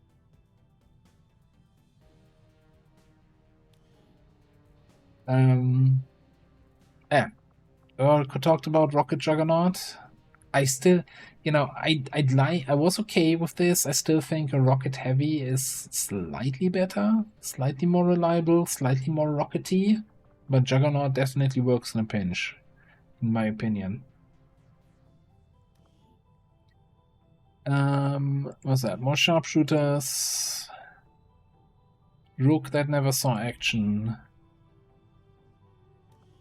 Yeah, so we have a lot of classes that are... okay, hang on. Surgeon, no. No, just... Thanks for coming, but no. Definitely getting yeeted off the list. Shredder is fun. Didn't get quite high enough. I think this is also a really good, corrosive slug. And acid slug being a good early shredding option. Alright, let me just see. Stormtrooper, also still really good. I mean, we got first strike, right? That was kind of nuts. That was kind of insane damage.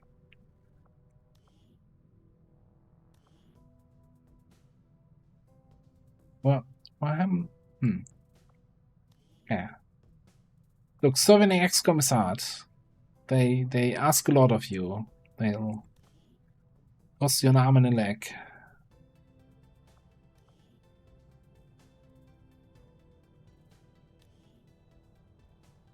Okay, I think this is like, we have a bunch of guys that we barely saw, so I don't want to do any decisions based on half-plate classes. Yeah, or second crasher that we never saw in action. We can, however, take a quick look here. What do we have? We have an infantry.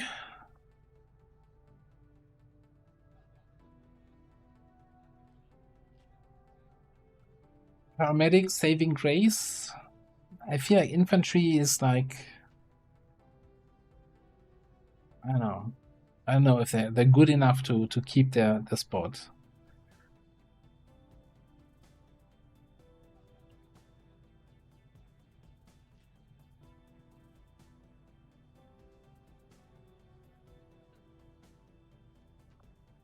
Yeah, it's kind of, you know,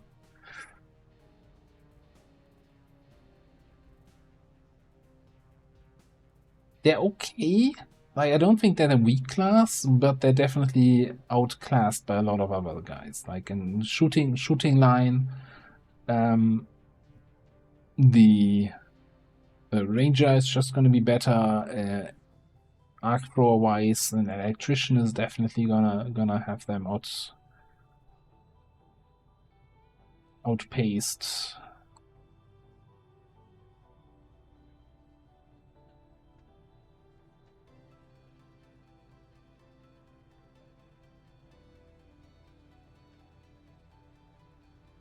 I mean, we did have in, was it last campaign, the previous campaign, where we had that ridiculous combo with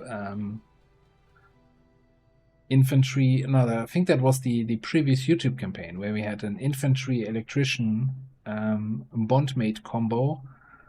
Then also both with coup de grace, so they were basically giving each other super high aim and crit just from stunning targets for each other.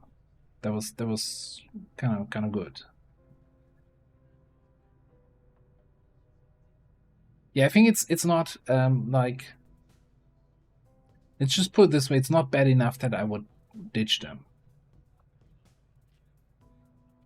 Alright, you were my recon. Recon, yeah, it's okay. It's a decent scout. Holo targeting can be really effective. Pain in the ass to level up. Ooh, what do we think about the aspirant? Outside of feeling cheated out of carrying his ass all the way to gunnery sergeant only for them then to die before we could ever test out the busted ability.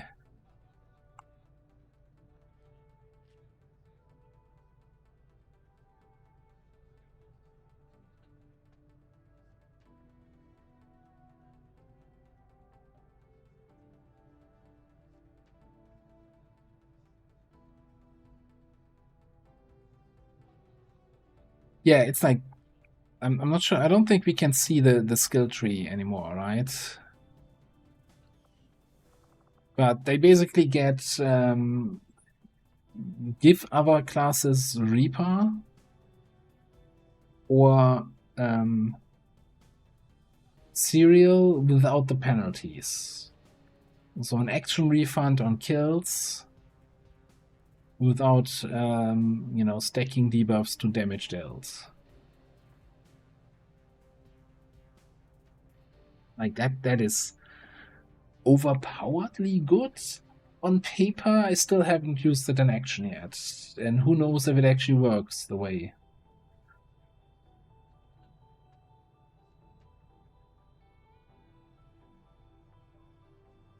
There, it's like so low impact getting there, right? Especially if you take all the focus skills that we took. Like, it's like, oh, I can make somebody in the squad invisible, give them stealth. There was, I don't remember who it was, somebody on the Discord linked a fix for the aspirant so that the And Dow actually lasts the advertised 4 turns. You know, that's the whole 5 mobility, 5 ablative. For 4 turns, that actually is only 1 turn. And there's a fix on the Discord to actually make it last 4 turns. So maybe that would still feel good, though. 5 mobility for 4 turns is really strong. Then what else do we have? This was... oh yeah, second gorilla.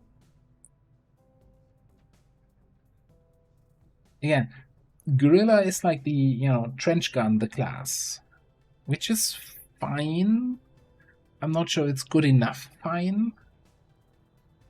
I did like the whole our gorilla doesn't have any detection radius and can just walk across the map without any concern for anything.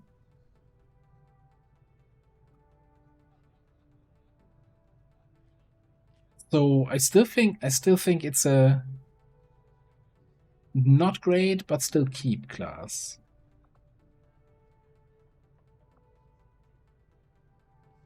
Okay, and we had 2 more hijackers that died. Grenadier, Shooty Gunner. God, that would have been so nice if you had made it to Master Sergeant. Holo targeting, Shredder, Cyclic Fire, Gunner.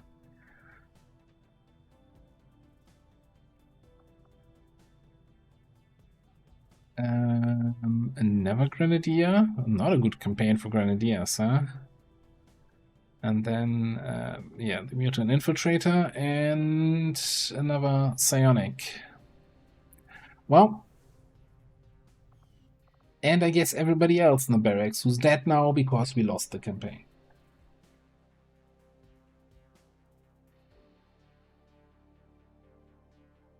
Yeah, I guess it's, you know, maybe then it's a case of ditching the recon and, you know, just use guerrillas instead of recons, and then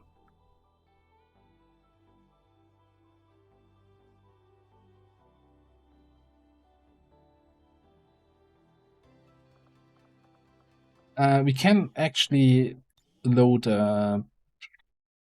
earlier save, so we can actually look at the gorilla skill tree if we want to take that extra second here. So let's load.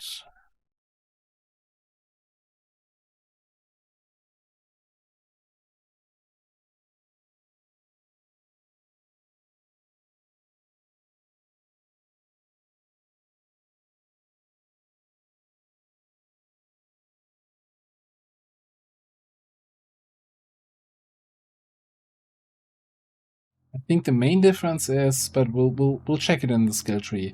I don't think they get super easy access to the skill where you're holo targeting lasts an extra turn, independent tracking, I think, which always makes holo targeting a little bit more tricky to use.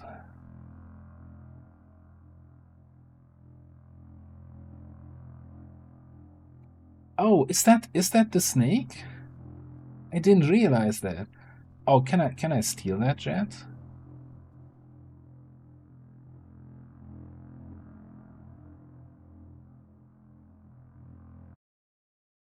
I mean, you already put it in the Discord, right? I basically just have to download it, convert it to GIF, and then turn it into whatever format Discord and Twitch one.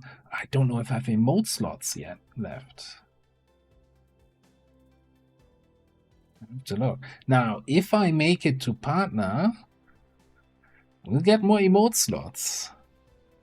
We're missing 6 more streams with, you know, at least an average of 75, which we're on track here. We're on track. I appreciate everybody still hanging out, even though we haven't actually played the game. We're just talking about classes here. There's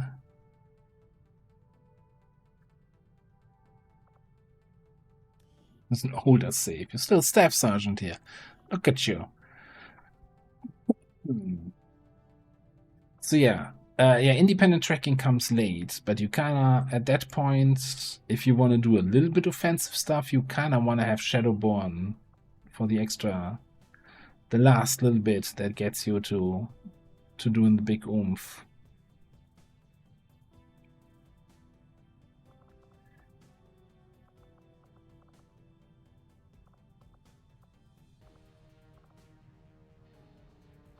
So I think it's an excellent, recon, holo targeter, and then pick Shadowborn.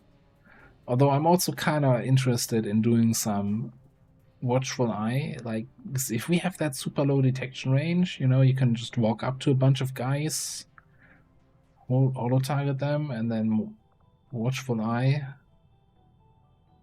get a bunch of reaction shots. There's definitely also a pure shotgun build that's not terrible. The only downside is you kind of have to get to Staff Sergeant for double time to have like your shitty run and gun. That's kind of what double time is, right?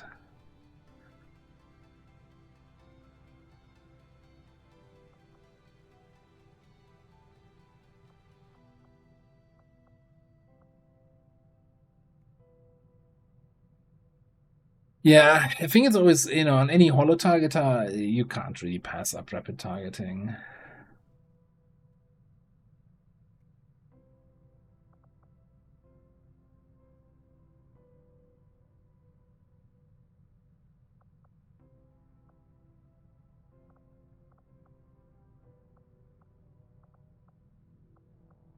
Yeah, you don't have the kind of alpha strike potential that that you have with an assault in terms of killer instinct. You don't have any multi-shot, right? Any close encounters. I'm not sure if you can roll it in the XCOM role. But man, imagine if we had gone for this, like Lightfoot, 18 mobility, plus 3 from Lightfoot, plus 3 from shotgun finesse, plus double time. You can be all over the place.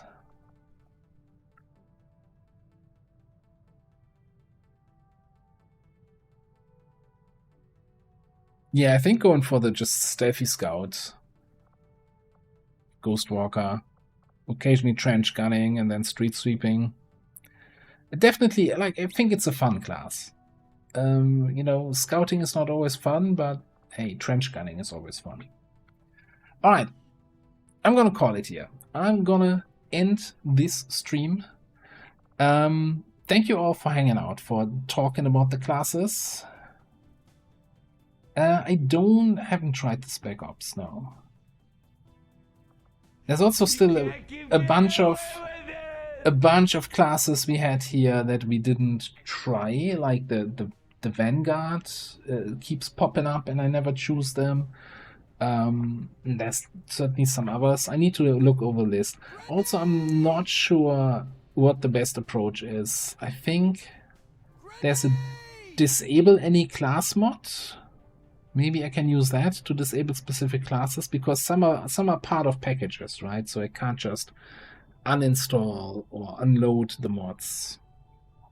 There's a Vanguard, yes, but we're usually attacking vans, we're not defending vans, so I thought this is kind of pointless having that guy. Okay, we're not making any more van jokes. Let me just turn on the music, check out who's streaming, and then I'm gonna send you over. You know what? Since we just were discussing a bunch of Captain Petrock's classes, why don't I just send you over to Captain Petrock, who's playing some Beyond Legendary.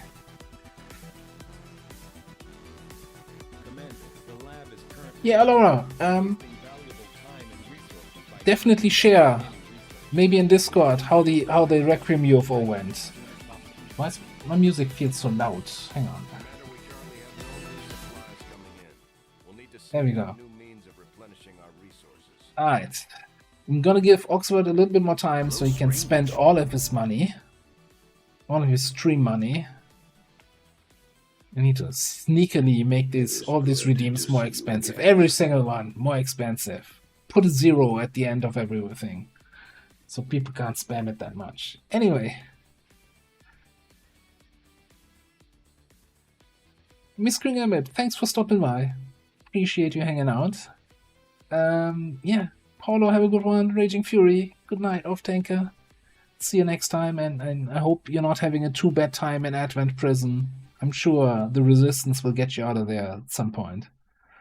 Commie, catch you next on Toad, Oxford, Laura, Vandrel, and everybody else. Field Bear. Eurus, have a good night. Thank you all so much. I hope we're not too sad that this campaign is over, but the next campaign is just around the corner.